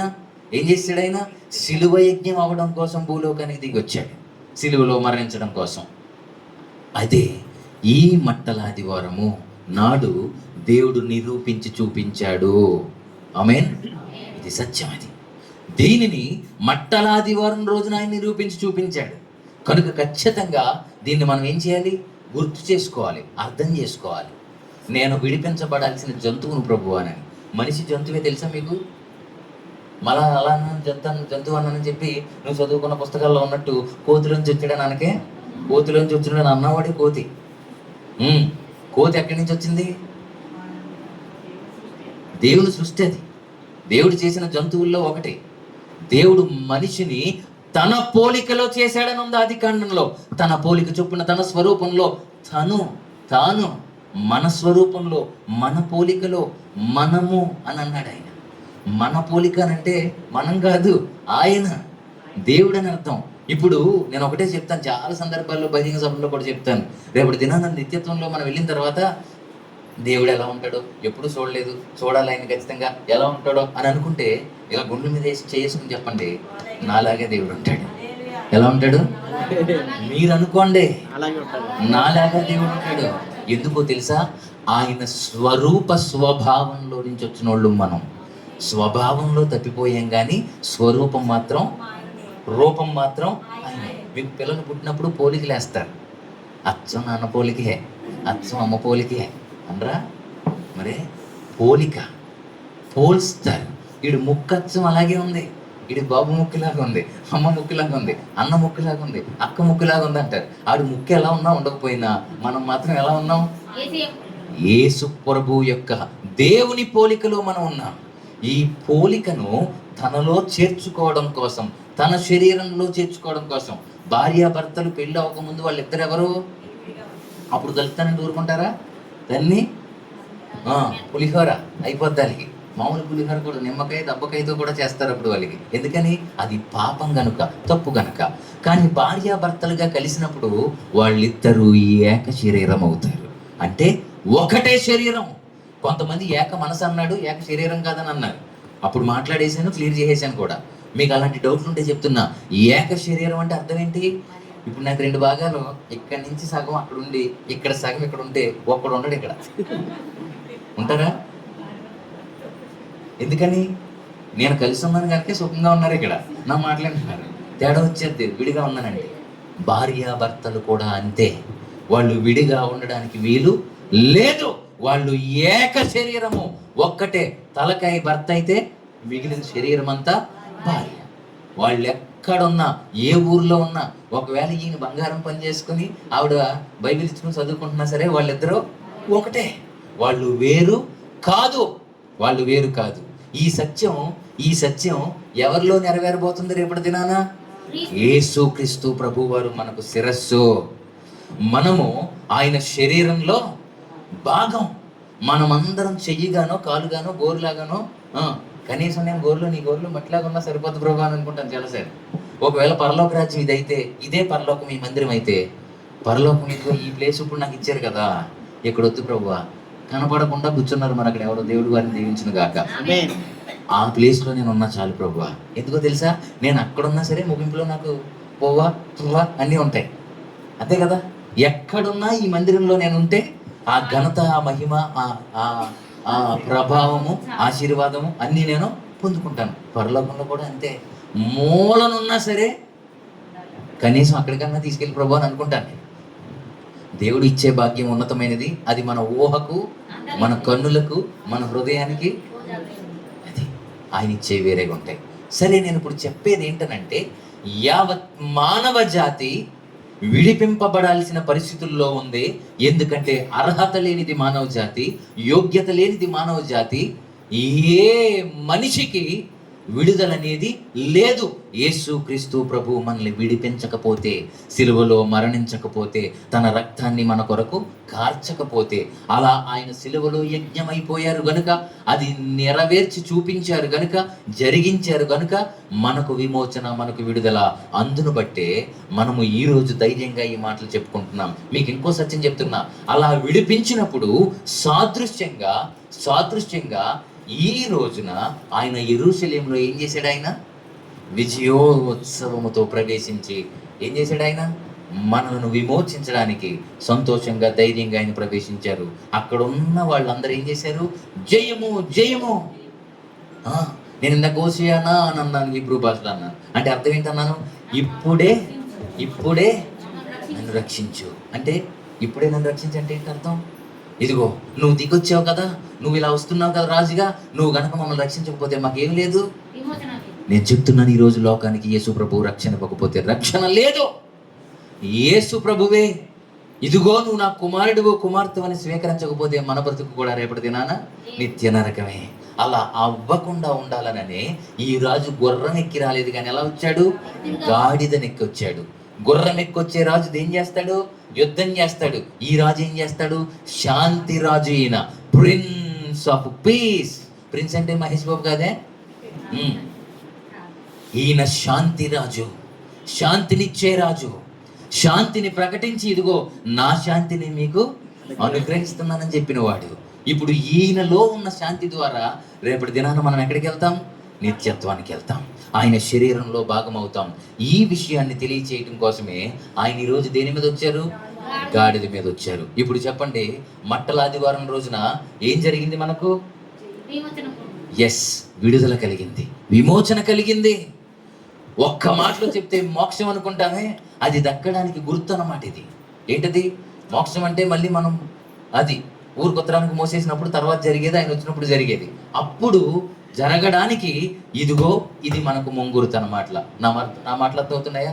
కనుక దేవుడు మన కోసం దిగి వచ్చిన రోజు, మన కోసం చనిపోయి సిలువలో శ్రమలు అనుభవించి, భరించి, సహించి, ఓర్చుకొని, తిరిగి పునరుద్ధానుడై లేచి విజయోత్సవంతో తిరిగి మరలా రావడానికి సిద్ధంగా ఉన్నారు. దానికి ముంగుర్తుగా ఈరోజు ఆయన యెరూషలేములో కాలు పెట్టారు. అది కూడా గాడిదను విడిపించి. అది అసలు సత్యం. ఇప్పుడు నేనేమంటానంటే, ముందు ఎన్ని రాజ్యాలు చెప్పాను? 7 రాజ్యాల్లో 7వ రాజ్యం జరగాలంటే ఈయన ఏం చేయాలి? గాడిదను విడిపించాడు. ఇప్పుడు మనం ఎలా మార్చబడాలి? విడిపించాడు కనుక. ఇంకెంతసేపు గాడిద? ఇప్పుడు ఎవరన్నా తిట్టేటప్పుడు ఏమని తిడతారు? ఏమని తిడతారండి? నేను అనలేదు ఆ మాట, మీరే అంటున్నారు. వాడు గాడిదండి అంటారు. వాడు గుర్రం అండి అని తిడతారు ఎవరన్నా? అందుకే గుర్రం ఎక్కి రాలేదు ఆయన. గాడిద తగ్గింపు స్వభావం కలిగింది. గాడిద ఎందుకు వాడతారు? మూటలు మోయడానికి, బట్టలు వేయడానికి. అది నువ్వు మొయ్యనంటే చచ్చినట్టు అది మొయ్యవలసిందే. మొయ్యనంటే ఏం చేస్తాడు? అదనమాట. మనం కూడా గాడిదలాగా ఇప్పుడు ఎవరి దగ్గరికి రావాలి? ఇప్పుడు ప్రతి ఒక్కరు చెప్పుకోండి, నేను ఎవరిని? నేను గాడిదని. కాదు లేదు నాకు తెలియదు. నేనైతే గాడిదని. ఈ గాడిద మీకు ఒక మాట చెప్పనా? ఎందుకు గాడిదతో పోల్చుకున్నా తెలుసా? ఇప్పుడు నాకు ఘనత ఉంది కదా, రాగానే మైకిచ్చి మాట్లాడిస్తున్నారు, బహిరంగ సభలకు వెళ్తున్నారు, ఎక్కడెక్కడికో పిలుస్తున్నారు, మీకు మంచి పేరు ఉందని అనుకుంటారు కదా. ఈ గాడిద మీద ఇందులో ఉన్న యేసయ్య ఊరేగుతున్నారు కనుక నాకు ఘనత. లేదంటే నాకు ఘనత ఏంటండి? ఎక్కడో చినగొలపాలెం ఐలాండ్, అది చుట్టూ నీరు ఉంటుంది, మధ్యలో మా ఊరు ఉంటుంది. తెలుసా మీకు? చుట్టూ నీరు ఉంటుంది, మధ్యలో మా ఊరు ఉంటుంది. చినగొలపాలెం ఎంతమంది తెలుసు ఇక్కడ? శారద గారికి తప్ప. తెలుసా మీకు ఎవరికన్నా? చినగొలపాలెం ఆ ఊర్లో పల్లెటూరు. అది పల్లెటూరులో ఉన్న నేను ఈరోజు పట్టణాల్లో, ఎన్నో ప్రదేశాల్లో, దేశాల్లో, ఆన్లైన్లో ఇంజనీర్లకి, డాక్టర్లకి, లాయర్లకు కూడా చెప్పాను. నేను చాలా మందితో నాకంటే తెలివి కలిగిన వారు, ఆస్తిపరులు, విద్యావంతులు, గొప్ప వాళ్ళందరూ ఇలా ముందు నిలబడితే ఈ పనికి మాలిన గాడిద నిలబడి మాట్లాడడానికి గల కారణం ఏంటో తెలుసా? యేసయ్య నన్ను విడిపించాడు కనుక. ఈయన నన్ను విడిపించకపోతే, ఈయన నాకు విడుదల ఇవ్వకపోతే, ఈయనే నా కోసం రక్తం కార్చకపోతే ఈ భాగ్యం నాకు దక్కేది కాదు. ఇదిగో ఈ మట్టల ఆదివారం రోజున, పునరుద్ధాన దినం రోజున మిమ్మల్ని కూడా ఆయన విడిపించడానికి ఇష్టపడుతూ ఉన్నాడు. ఆయన ఇచ్చే విడుదల ఎలా ఉంటుందో తెలుసా? ఆయన ఇచ్చే విడుదల, నువ్వు పల్లెటూరురా అని అనరో, నీకు చదువు లేదురా అని అనరో. ఇప్పుడు నేనంటే కొద్ది గొప్ప చదువుకున్నాను, అస్సలు చదువులేని వాళ్ళు బైబిల్ చదవమంటే ఆపకుండా అనర్గళంగా చదివేస్తారు. చాలా గొప్ప వాళ్ళు ఉన్నారు, గొప్ప గొప్ప సేవకులు ఉన్నారు, ఉన్నతమైన మనసు కలిగిన వాళ్ళు ఉన్నారు, పెద్ద మనసు కలిగిన వాళ్ళు ఉన్నారు. శారద గారు లాంటి వాళ్ళు. మంచి మనసు అయింది, అందుకే చెప్తున్నాను. నా మాట అర్థమవుతుందా? మరి వీళ్ళందరికీ ఈ ఘనత ఎక్కడి నుంచి వచ్చింది? దేవుడు మనల్ని విడిపించాడు కనుకనే. మనం కట్టేసి ఉన్నాం. మనం నరకం కోసం ఈడ్చుకెళ్ళిపోవడానికి సైతాన్ని కూడా రెడీగా కట్టేసి ఉంచాడు మనల్ని. కానీ దేవుడు విడిపించేశాడు వచ్చి. ఈ గాడిదను విడిపించినట్టే ఎవరైతే దేవుని చేత విడిపించబడతారో వాళ్ళకు ఘనత. గాడిద, ఉట్టి గాడిద వెళ్తుంటే బట్టలేస్తారా? ఇవి పరుస్తారా? కానీ ఘనత ఎందుకని? ఆయన ఊరేగుతున్నాడు కనుకనే. చాలా చోట్ల నాకు ఫెలిసిటేషన్స్ చేస్తారు, సన్మానం చేస్తారు. చాలా సందర్భాల్లో సాలు కప్పి చాలా చేస్తారు, పూల బొక్కేలు ఇచ్చి బహిరంగ సభలకు వెళ్ళేటప్పుడు. నేను అనుకుంటాను ఒకటే మాట, వద్దంటాను, కానీ వినరు. వద్దన్న వినరు. నాకు వద్దండి అంటే వినకుండా బలవంతంగా చేస్తారు. అప్పుడు నేను మనసులో ఒకటే అనుకుంటా, ప్రభువా, గాడిద కంటే హీనమైన వాడిని కదా ప్రభువా, నా మీద నువ్వు ఊరేగుతున్నావు కనుకనే కదా ఈ ఘనత, సంపూర్ణంగా ఈ ఘనత నీకే దక్కాలయ్యా. నేను తగ్గించబడాలి, నువ్వు హెచ్చింపబడాలనని ప్రతినిత్యం కోరుకుంటాను. బైబిల్ ఇచ్చుకొని చెప్తున్నాను ఈ మాటలు దేవుడు విన్నగాక. నేను ఎప్పుడు గనుడనని కోరుకోను. మనం గనులము కాదు. చిన్న సేవ చేసి సంవత్సరం పొడిగినా మనం చెప్పుకోకూడదు. మనం చేసేది చాలా తక్కువ, చాలా తక్కువ. పేరు ప్రఖ్యాతుల కోసమో, డబ్బు కోసమో, తిండి కోసమో, పదవి కోసమో, గొప్ప అని చెప్పించుకోవడం కోసం దేవుని కోసం బ్రతకొద్దు. గాడిద కంటే హీనంగా మనం బ్రతికిన రోజున దేవుడు మన మీద కూర్చుంటాడు, ఊరేగిస్తాడు ఆయన. అది నీ ఊహకందదు. అది ఈ వయసు నుంచే మీరు నేర్చుకున్నారనుకోండి, మీకంటే ధన్యులు ఇంకొకరు ఉండరు, మీకంటే గొప్పవారు ఇంకొకరు ఉండరు. నేను ఎంత సేవ చేశానో, ఎంత పరిచర్య చేశానో నాకే తెలుసు. ఇప్పుడు నేను వెళ్తుంటే వయసులో చిన్నోడినా వయసులో పెద్దవాళ్ళు, అంకుల్ అంత ఏజ్ ఉన్న వాళ్ళు కూడా వచ్చి నా బ్యాగ్ పట్టుకోవడానికి ఇష్టపడతారు. నేను బాధపడిపోతాను, మీరు నా బ్యాగ్ మోయడానికి. నేను ఒప్పుకోనని, నేను ఇవ్వను. అలాగా నా బైబిల్ కూడా ఎవరికి ఇవ్వను, నేనే మోసుకుంటాను. నేను ఎప్పుడూ చాకరీ చేయించుకోవడానికి ఇష్టపడను. తగ్గించుకొని అవసరమైతే ఏ పరిస్థితుల్లోనే తగ్గించుకోవడానికి ఇష్టపడతా. ముందుకు పిలవడానికి కూడా ఇష్టపడను. నేను వెనకాలే ఉంటా. అది ఈయనకి తెలుసు. ఆ టైంలో పిలిచి వెళ్తే ఇవ్వండి సరిపోతుంది, నన్ను ఏం పిలవక్కర్లేదనని. మీ పాస్టమ్మ గారు ఎక్కువ పొగుడుతారు నన్ను, మరి ఎందుకో తెలియదు. ఆవిడ ఇంకా పొగడకుండా ఉండును గాక. నాకు అస్సలు పొగడతలంటే ఇష్టం ఉండవు. ఒక మాటలో చెప్పనా, బైబిల్లో రాసుంది, మనుషుల చేత మీరు కొనియాడబడినప్పుడు మీకు శ్రమ అని రాసుంది. మనుషులంట మనల్ని పొగుడుతారు కదా, అలా పొగిడినప్పుడు మనకి ఏముంటుందంట? శ్రమ అంట. అది కూడా నా సొంత మాట కాదు. సో మనకు పొగడ్తలొద్దు, గొప్పొద్దు. మనం గాడిదలాగా తగ్గించుకొని బ్రతుకుతాం. మన మీద ఎవరు ఊరేగుతారు? దేవుడు ఊరేగుతారు. వారికి ఉన్న ప్రేమ వేరు. అర్థమైందా అండి? దేవుడు హెచ్చిస్తే ఎవరండే తగ్గించగలిగిన వారు? దేవుడు మనకు ద్వారం తెలిస్తే మూయగలిగిన ధైర్యం ఉన్నవాడు ఒక్కడైనా ఉన్నాడా? దేవుడు ఒకవేళ తలుపు మూసేస్తే తెరవగలిగిన వాడు ఒక్కడైనా ఉన్నాడా?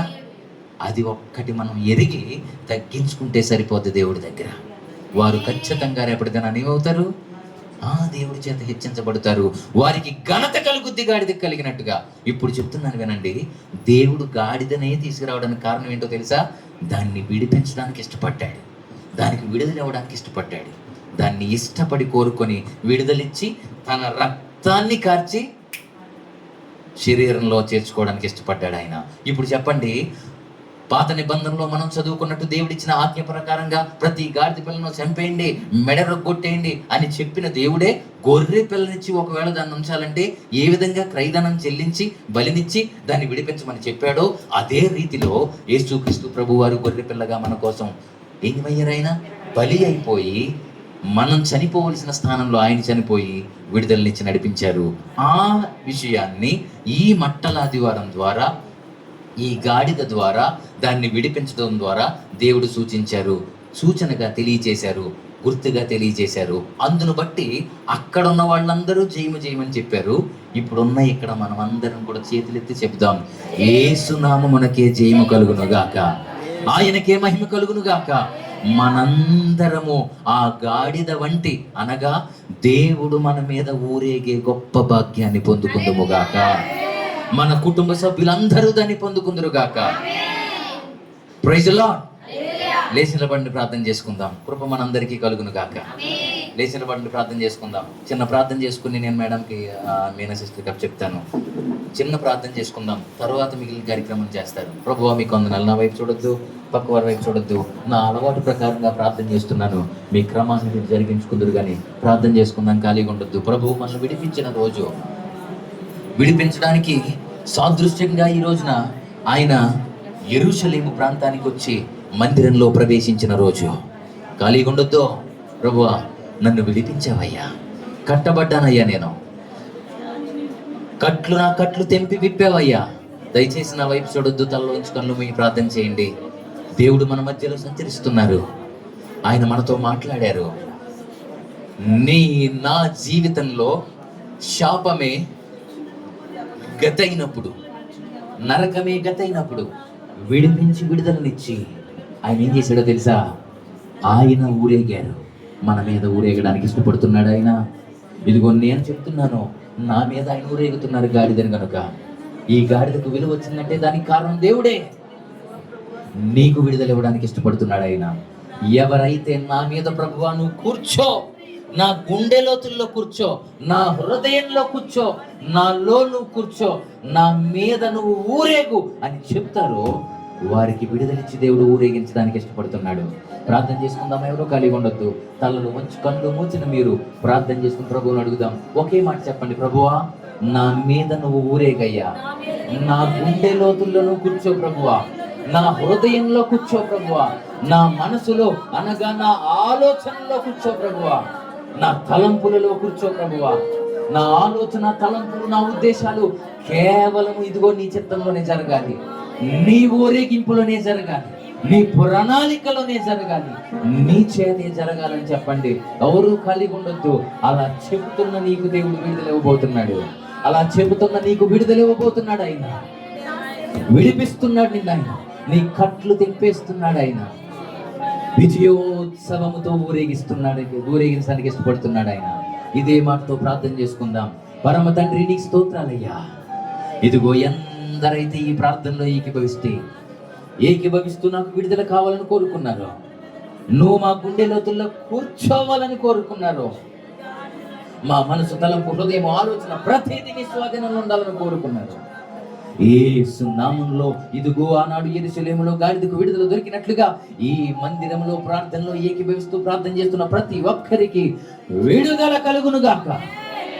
విడిపించి నీ పునరుద్ధానము రోజున మమ్మల్ని బలపరిచి నీ శరీరంలో భాగంగా మమ్మల్ని చేసి నిత్యరాజ్య వారసులుగా మమ్మల్ని చేయమని ముందున్న కార్యక్రమం అంతా నీ మహిమకరంగా మీరు జరిగించమని మాకిచ్చిన ఈ పునరుద్ధాన ఆరాధన దినాన్ని బట్టి మిమ్మల్ని స్తుతిస్తూ సంతోషిస్తూ మిమ్మల్ని మహిమపరుస్తూ నేల మట్టుకు మమ్మల్ని మేము తగ్గించుకుంటూ మిమ్మల్ని మాత్రమే హెచ్చిస్తూ యేసుక్రీస్తు ప్రభు వారి మహాప్రశస్త నామములో ప్రార్థిస్తున్నాను మా పరమ తండ్రి. ఆమేన్.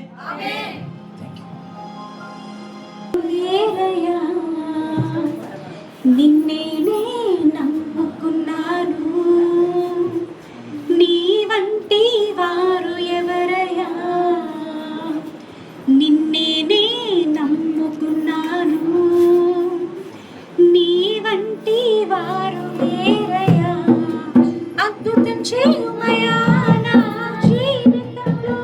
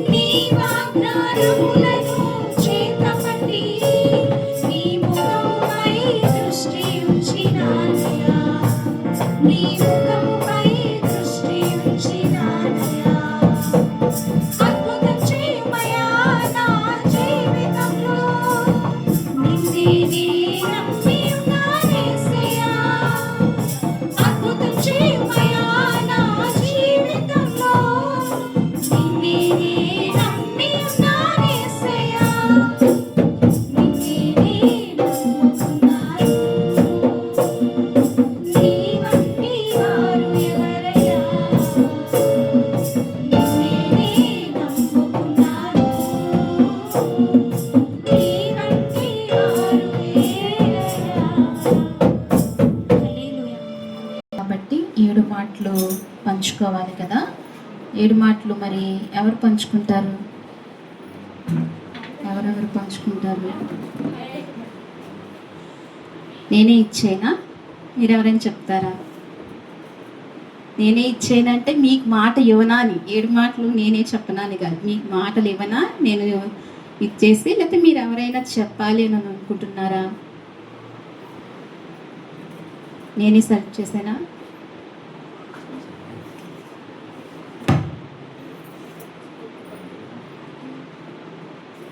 మొదటి మాట, తండ్రి వీరేమి చేయుచున్నారో వీరు ఎరుగురు గనుక వీరిని క్షమించు. ఆ మాట ఎవరు పంచుకుంటారు? మొదటి మాట సౌభాగ్యకి ఇస్తున్నానండి, ఆమె పంచుకుంటుంది. అలాగే రెండవ మాట, నేడు నీవు నాతో కూడా పరదేశంలో ఉండువు. ఆ రెండవ మాట మన మధ్యన అయ్యగారు ఉన్నారు, ఆయన పంచుకుంటారు. పార్థసారథి గారు అయ్యగారు ఉన్నారు, ఆయన పంచుకుంటారు రెండవ మాట. మూడవ మాట, అమ్మా ఇదిగో నీ కుమారుడు అని మూడవ మాట తల్లి పంచుకుంటారు, పాస్టమ్మ గారు. ఆ మాట తప్ప ఇంకే మాట పంచుకోరా మీరు? ప్రతి సంవత్సరం అదేనా? సరే. నాలుగవ మాట, ఏలి ఏలి లామా సబద్ద, నా దేవా నా దేవా నా చేయి ఎందుకు నన్ను విడిచున్నావు. ఈ మాట తల్లి లీలావతి గారు పంచుకుంటారు, నాలుగవ మాట. ఐదవ మాట, దప్పుకొనుచున్నాను అనే మాట సోదరి పాతిమక్క పంచుకుంటారు. మరి ఐదవ మాట దప్పుకొనుచున్నాను అని. అలాగనే ఆరవ మాట, సమాప్తమైనది అనే మాట సావిత్రి గారికి ఇద్దామండి. ఆ మాట తల్లి సావిత్రి గారికి ఇద్దాము. మరి ఏడవ మాట ఎవరు పంచుకుంటారు? తండ్రి గారు మన మధ్యన సత్యనారాయణ గారు పంచుకుంటారు. మరి ఏడవ మాట, తండ్రి నీ చేతికి నా ఆత్మ అప్పగించుకుంటున్నాను అనే ఏడవ మాట. ఈ మాటలు మీకు గుర్తున్నాయి కదా? ఎవరికెవరికి ఏమి ఇచ్చానండి?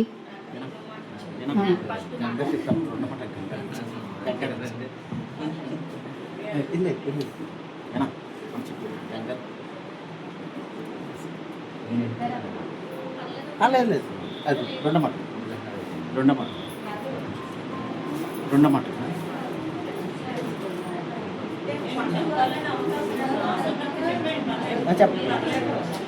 సరే, ఏడవ మాట మీరు పంచుకుంటారు, సరేనా? ఇద్దరు పంచుకుంటారు, ఓకేనా? మీరు కూడా రెడీ అవ్వండి, అలాగే తండ్రి గారు కూడా పంచుకుంటారు. ఏడవ మాట సత్యనారాయణ గారు, గంగ గారు వీళ్ళందరూ చెప్తారు, మనం విందాం చక్కగాని. ఈ మాటలకు సిద్ధపడండి. అలాగనే మరి శుక్రవారం ఉపవాస కూడిక 12 గంటలకు 11 గంటలకండి, గుడ్ ఫ్రైడే కదా, 11 గంటలకు ఖచ్చితంగా అందరూ ఉండాలి, ఎవరు మానొద్దు. ఇంకా ఇతరులకు చెప్పి నడిపించండి. గుడ్ ఫ్రైడే రోజున దేవుని సన్నిధిలో ఉండటం మనకు మేలు. శుక్రవారం మర్చిపోకండి. అలాగనే ఆదివారము ఈస్టర్ అండి, ప్రతి ఒక్కరూ ఉండాలి తప్పనిసరిగా. అది మనం దేవుని సన్నిధిలో గడుపుతాం. మొదటి ఆదివారం కూడా మన మధ్యన పళ్ళ కూడా ఉంటుంది ఈస్టర్, అలానే ప్రేమ విందు కూడా ఉంటుంది. కాబట్టి ఇవన్నీ గమనించి ఆదివారం 11 గంటలకండి. అలాగని ఈ ఆదివారం సండే స్కూల్ 5 గంటలకు మీ పిల్లలను పంపించండి. ఈ సండే స్కూల్ పరిచర్య కొరకు ప్రార్థన చేయండి. ప్రార్థన చేసుకుందామండి. చివరి ప్రార్థన అందరూ మోకరించినట్లయితే.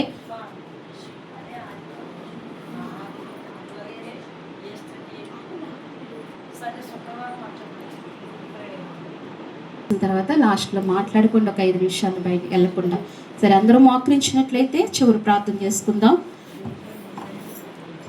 ప్రతి ఒక్కరూ మోకరిందాం. చక్కటి వర్తమానం వింటూ వచ్చాం, ఇంతవరకు దేవుని సన్నిధిలో బలపడుతూ వచ్చాం. ఆయన అమూల్యమైన కృపతో మనకు జీవం ఇచ్చి ఈ పునరుద్ధాన దినములో ఆయన మనల్ని సజీవులుగా ఉంచి నడిపించిన దేవాతి దేవునికి హృదయపూర్వకమైన కృతజ్ఞతతో. అవును కదా, ఇంతవరకు ఎంతగానో విలువైన మాటలు, మనకి తెలియని అనేకమైన మాటలు పరిశుద్ధాత్మ దేవుడు మనకు తెలియజేస్తూ వచ్చాడు కదా. ఎన్నో రాజ్యములు ఉన్నప్పటికీ, ఆ రాజ్యంలో మనం ఉన్నా లేనప్పటికీ, రానున్న రాజ్యంలో మనం అందరం ఉండేటట్టుగా దేవుని కృపను పొందుకునే వారముగా మనం సిద్ధపడదామండి. ఆయన రారాజు, ఆయన వస్తున్న దేవుడు కదా. ఆయన ఇదిగో మరి గాడిద మీద వెక్కి యెరూషలేమునికి వచ్చిన దేవాతి దేవుడు నిన్ను నన్ను విడిపించడానికే కదా ఆయన ఈ లోకానికి వచ్చారు.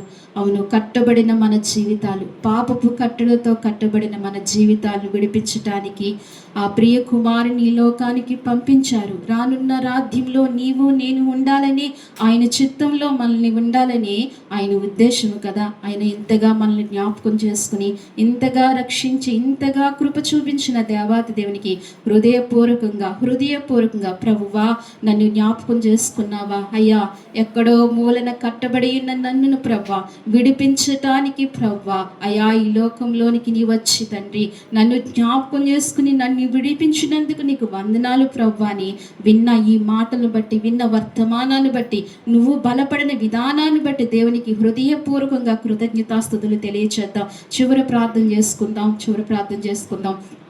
మహాపరిశుద్ధమైన ప్రేమగల తండ్రి, మహాకనుడా, మహోన్నతుడా, గొప్ప దేవ, ఆశ్చర్యకరుడా, కృపగలిగిన వాడా, సర్వశక్తిమంతుడా, నీకు వందనాలు స్తోత్రాలు చెల్లిస్తున్నాము ప్రవ్వా. అవును తండ్రి నాయనా, నువ్వు శక్తివంతుడివైన దేవుడు ప్రవ్వా నాయనా. అయ్యా ఇదిగో మరి రాజులకు రాజువు ప్రవ్వా, ప్రభువులకు ప్రభుడువు ప్రవ్వా. నీ వంటి వాడు ఈ లోకంలో ఎవరున్నారు ప్రవ్వా నాయన.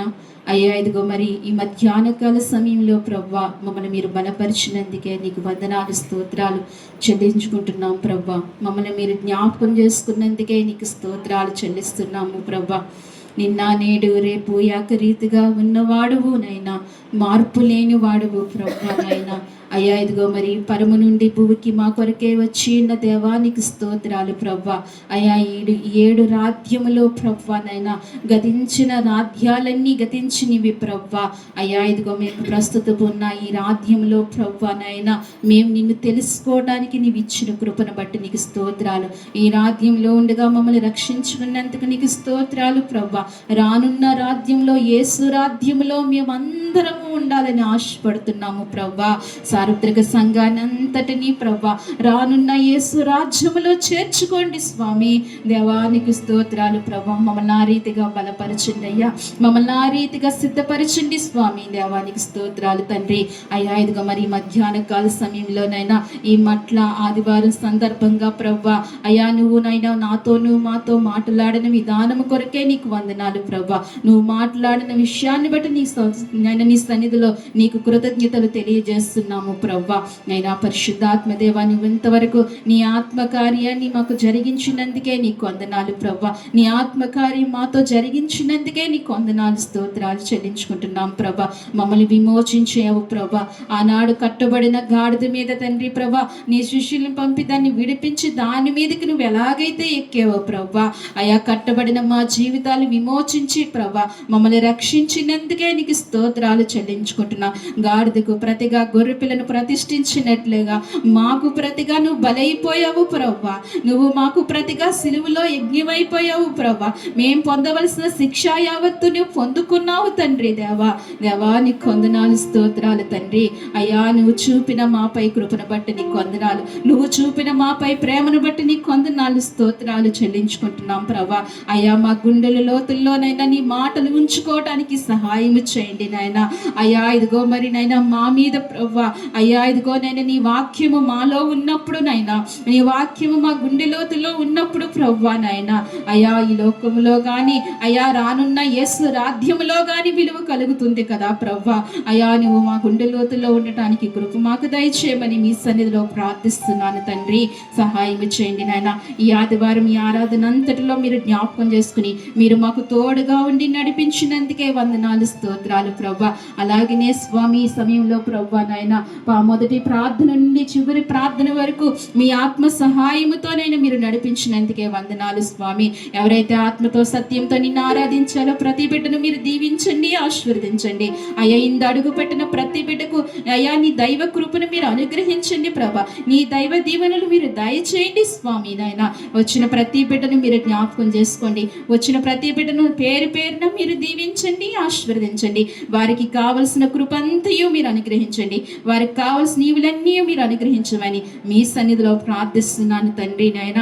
అయ్యా ఇదిగో మరి పెద్దలు మొదలుకొని చిన్నల వరకు బిడ్డలందరినీ దీవించండి. వచ్చిన నీ బిడ్డలందరికీ ప్రభా అయ్యా ఇదిగో ఈ వారం అంతయు ప్రభా ఆరోగ్యాలు మీరు దయచేయండి. కృపాక్షేమములు వారి వెంట పంపించండి స్వామి. నీ కృప దయచేయండి నాయన.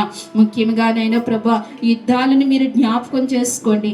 ప్రపంచాలు దేశాలు నెమ్మది కలిగి ఉండటానికి సహాయం చేయండి ప్రభా. ఎట్ల మీద ప్రభావం లేకుండా కృప దయచేయండి ప్రభా. నీ శాంతిని ప్రభా ప్రపంచానికి దయచేయమని ప్రార్థిస్తున్నాను తండ్రి. సహాయం చేయండి. ఏ కొదవ మానవ మనుగడకి లోటు లేకుండా సహాయం చేయమని మీ సన్నిధిలో ప్రార్థిస్తున్నాము ప్రభా. ఈ మధ్యాహ్న కాల సమయంలో అందరినీ మీరు జ్ఞాపకం చేసుకోండి. ముఖ్యంగా సంఘాన్ని అంతటి సార్వత్రిక సంఘాలన్నిటినీ మీరు జ్ఞాపకం చేసుకోండి. పరిచర్య చేస్తున్న మీ దాసుల్ని మీరు జ్ఞాపకం చేసుకోండి ప్రభా. నూతన ఆత్మలు ప్రతి సంఘంలో చేర్చబడే కృప దయచేయండి. క్రైస్తత్వానికి శ్రమలు తొలగించండి స్వామి నాయన. క్రైస్తవ హింసలు తీసివేయండి ప్రభా. క్షామదారం మీరు అనుగ్రహించమని ప్రార్థిస్తున్నాము తండ్రి. అలాగే ఇదిగో ప్రభా, నీ బిడలైన వారు ప్రభా నీ మందిరంలోనికి వారి కష్టార్జితం తీసుకొచ్చారు ప్రభా. వారు వారమంతా కష్టపడిన కష్టార్జితంలో ప్రభా కొంత నీకు తీసుకొచ్చి ప్రభా నీకు అర్పించారు ప్రభా. ఎవరైతే అర్పించారో ప్రభా ప్రతి అర్పణ మీరు అంగీకరించండి నాయన. ప్రతి అర్పణనైనా మీరు స్వీకరించండి ప్రభా. ప్రతి అర్పణను మీరు దీవించి ఆశీర్వదించండి ప్రభా. అయా లోటు లేకుండా వారి జీవితాలు సాగటానికి కృపను అనుగ్రహించమని మీ సన్నిధిలో ప్రార్థిస్తున్నాము ప్రభా. కింద 3 దినాలు మాతో ఉండి తండ్రి ఉపవాస ప్రార్థనలు జయకరముగా జరిపించుకొని మీరు మమ్మల్ని బలపరిచినందుకే నీకు స్తోత్రాలు. సంఘాన్ని బలపరిచినందుకే, నూతన ఈవులు ఇచ్చినందుకే నీకు స్తోత్రాలు. సంఘంలో నూతన మేలులు మీరు అనుగ్రహించినందుకే నీకు స్తోత్రాలు ప్రభా. జరగనున్న కూడికలన్నిటినీ కూడా మీరు జ్ఞాపకం చేసుకోండి. గుడ్ ఫ్రైడేలో మాకు తోడుగా ఉండండి ప్రభా. నీ సిలువ మరణాన్ని జ్ఞాపకం చేసుకునే విరిగి నలిగిన హృదయంతో ప్రభా అయా నీ సన్నిధిలో ఉండే ప్రతి బిడ్డను మీరు జ్ఞాపకం చేసుకోండి. ఆ రోజు మేము ప్రతిష్ఠించుకుని ప్రభా నీ సన్నిధిలో గడపాలి. నువ్వు మా కొరకు మరణించిన రోజు ప్రభా అయ్యా అది జ్ఞాపకం చేసుకుని ప్రభా విరిగి నలిగిన హృదయంతో నాయన నీ సిలువ మరణాన్ని మేము తలపోసుకుంటూ ప్రభా నీ సన్నిధిలో గడిపే వారంగా మేము ఉండటానికి మమ్మల్ని బలపరచండి, సిద్ధపరచండి, స్థిరపరచండి ప్రభా. అలాగే తిరిగి నువ్వు పునరుద్ధానుడివై లేచిన ఈస్టర్ రోజు ప్రభా అయ్యా జయోత్సవాలతో ప్రభా నా రాజు లేచాడు, నా దేవుడు లేచాడని అయ్యా రానున్న దినంలో నేను లేస్తానని ప్రభా నాయన అయ్యా పునర్జీవము అయ్యా ప్రభా సమస్తమును అనుగ్రహించేవాడు నా ప్రభువని నిన్ను ఆ రీతిగా స్తుతించే కృపనైనా అయా పునరుద్ధాన దినములో మాకు అనుగ్రహించమని మీ సన్నిధిలో ప్రార్థిస్తున్నాము ప్రభా. ఇలాంటి ప్రతిష్టమైన హృదయాలు మా అందరికీ దయచేయండి. నీ కొరకు అర్పించుకుని బ్రతికే కృప మా అందరికీ ఇవ్వండి స్వామి. దేవానికి స్తోత్రాలు ప్రభా. నీ బిడ్డలందరికీ నేను మీరు దర్శించండి అయా. నూతన మనసుతో నీవు బలపరచండి ప్రభా. నూతన మనసుతో మీరు దర్శించండి స్వామి నాయన అయా. సహాయం చేయండి ప్రభా. బిడ్డలు సమృద్ధిగా దీవించి పంపించండి. అలాగే ఇంతవరకు తండ్రి మాతో మాట్లాడిన అయా ప్రభు మీ దాసుని నిలబెట్టుకుని నీ ఆత్మతోనైనా నువ్వు మాట్లాడినందుకు నీ కొందనాలు. మొట్టమొదటిగా నీకు మహిమాఘనత చెల్లిస్తున్నాం ప్రభా అయ్యా. ముఖ్యంగా నీ దాసుని మీరు జ్ఞాపకం చేసుకోండి. మంచి ఆరోగ్యం, బలమును, శక్తిని దయచేయండి ప్రభా. విజయన్ కుటుంబాన్ని మీరు జ్ఞాపకం చేసుకోండి. తల్లిదండ్రులను జ్ఞాపకం చేసుకోండి అయ్యా. వారి వివాహ పట్ల విషయంలో నీ సన్నిధిలో ప్రార్థిస్తున్నా. వారి పరిచర్యని మీరు జ్ఞాపకం చేసుకోండి. కృప దయచేయమని నీ సన్నిధిలో ప్రార్థిస్తున్నాను తండ్రి. అలాగే నేను దూర ప్రాంతాల నుంచి వచ్చిన బిడ్డలు మీరు జ్ఞాపకం చేసుకోండి ప్రభా అయ్యా. ఇదిగో మరి రాయలం నుంచి వచ్చిన బిడ్డలను, బస్ స్టాండింగ్ దగ్గర నుంచి వచ్చిన బిడ్డలను ప్రభా ఇదిగో మరి నైనా హౌసింగ్ బోర్డు నుంచి వచ్చిన బిడ్డలు, తాడేరు నుంచి వచ్చిన నీ బిడ్డలను ప్రభా. అలాగే టౌన్ స్టేషన్ దగ్గర నుంచి వచ్చిన నీ బిడ్డలను ప్రభా. తాడేపల్లిగూడ నుంచి వచ్చిన నీ బిడ్డలను ప్రభా. ఇంకా అనేక ప్రాంతాల నుంచి వచ్చిన నీ బిడ్డలను ప్రభా. ఈ చుట్టుపక్కల ప్రాంతాల నుంచి వచ్చిన నీ బిడ్డలందరినీ మీరు జ్ఞాపకం చేసుకుని దీవించి ఆశీర్వదించి బహుగా మెండుగా నేను బలపరిచి కృప దయచేసి నడిపించమని నీ సన్నిధిలో ప్రార్థిస్తున్నాం. అలాగే 5 గంటలకు జరుగుతున్న అయ్యా సండే స్కూల్ కార్యక్రమాన్ని కూడా మీరు జ్ఞాపకం చేసుకుని దీవించమని, ఇలాగ మా పరిచర్య అంతట్లో మీ ఆత్మ సహాయము అందించే ప్రభా నడిపించుకోమని, కృప దయచేయమని నీ సన్నిధిలో ప్రార్థిస్తున్నా. 3 దినాలు వర్తమానం చెప్పిన ఆ దైవజనుల్ని కూడా మీరు జ్ఞాపకం చేసుకుని వారిని కూడా దీవించి ఆశీర్వదించి నీ కృప దయచేయని, వారి పరిచర్యలో కూడా మీరు నేను ప్రభా తోడుగా ఉండి నడిపించమని, కృప దయచేయమని ప్రభా. ఇంకను ఎట్ల కొరకైతే ప్రార్థించాలో, ఏ విషయంలో అయితే నీ సన్నిధిలో విజ్ఞాపన చేయాలో అవన్నీ కూడా మాకు తలపోసుకోవడానికి కృప దయచేసి నీ సన్నిధికి అర్పించుకుంటుండగా కృపను అనుగ్రహించమని, ఈ పరిచర్యను అంతటిని దీవించమని, అలాగే 7 మాటలు నీ బిడ్డలు పంచుకుంటుండగా ప్రభా వారికి నైనా ప్రభా నైనా వారి నోట నీ మాట ఉంచి ప్రభా అయ్యా. ఇదిగో మరి వారికి నైనా ప్రభా ఆత్మీయ జ్ఞానంతో ప్రభా అయ్యా ఇదిగో అందరికీ నీ మాటలు తెలియపరిచే శక్తిని, జ్ఞానాన్ని, ధైర్యాన్ని నీ బిడ్డలందరికీ అభిషేకమును అనుగ్రహించమని, మీరే అభిషేకించి ఇక్కడ నీ బిడ్డలను వాడుకోమని నీ సన్నిధిలో ప్రార్థించుకుంటూ అయ్యా నీ బిడ్డలను దీవించి ఆశీర్వదించమని, కృప దయచేయమని స్తుతించి ప్రార్థించి మా ప్రియరక్షకుడైన యేసుక్రీస్తు వారి నామములో అడిగి వేడుకుంటున్నాము తండ్రి.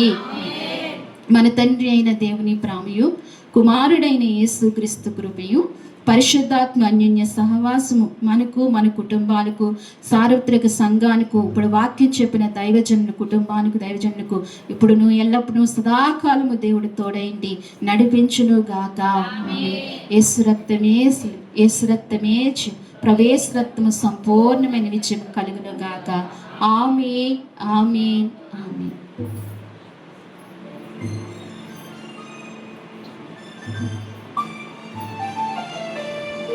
అందరికీ వందనాలండి, అందరికీ వందనాలు.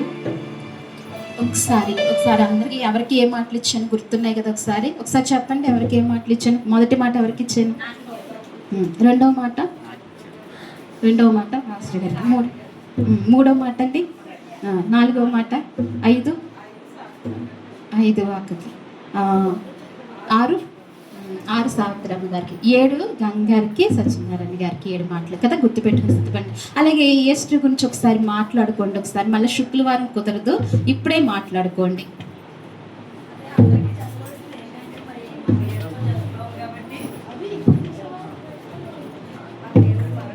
మన కొరకు వచ్చాడు కాబట్టి మనం ఆయనకి ఘనంగానే మరి ఈ కార్యం చేయాలి. మరి వారు చిన్నవారు కాబట్టి మనందరం సహకారులుగా ఉండి మరి ఆ పని చేద్దాం. ఎవరు ఏదేం చేయాలనుకున్నా శుక్రవారం నాడికి నాకు చెప్పండి. గుడ్ ఫ్రైడే 3:30 కల్లా మనం ఎలాగా ఇక్కడ ఉండిపోతాం కాబట్టి ఆ సమయంలో చెప్పండి, అందరం కలిసి చేసుకోవచ్చు. ఒకసారి అయితే అందరూ ఆసక్తిగా వచ్చారు, ఇప్పుడైతే ఎవరు ముందు రావట్లేదు. నేను చెప్తానండి, అయినా సరే మీకు ఇచ్చిన మాట ప్రతి మాట కూడా మీరు జ్ఞాపకంగా ప్రార్థించుకుని ఆ రోజు బలంగా నిలబడాలని ఆశపడుతున్నాను. అంతే కదండి. మనకు మధ్యన సేవకులు వాకింగ్ చెప్పారు కదా, ఆయన డాక్టర్గా కూడా మనకి ఎటువంటి అవసరం ఉన్నా కూడా ఆయనకు ఫోన్ చేయండి. మీకు ఎటువంటి ఆయన రూపాయి ఆశించకుండా చేస్తాడు ఆయన. ఎందుకంటే అంత మంచి వ్యక్తి అండి ఆయన. ఆయనకు మీరందరూ ఆయన ఒకసారి జ్ఞాపకం చేసుకోండి.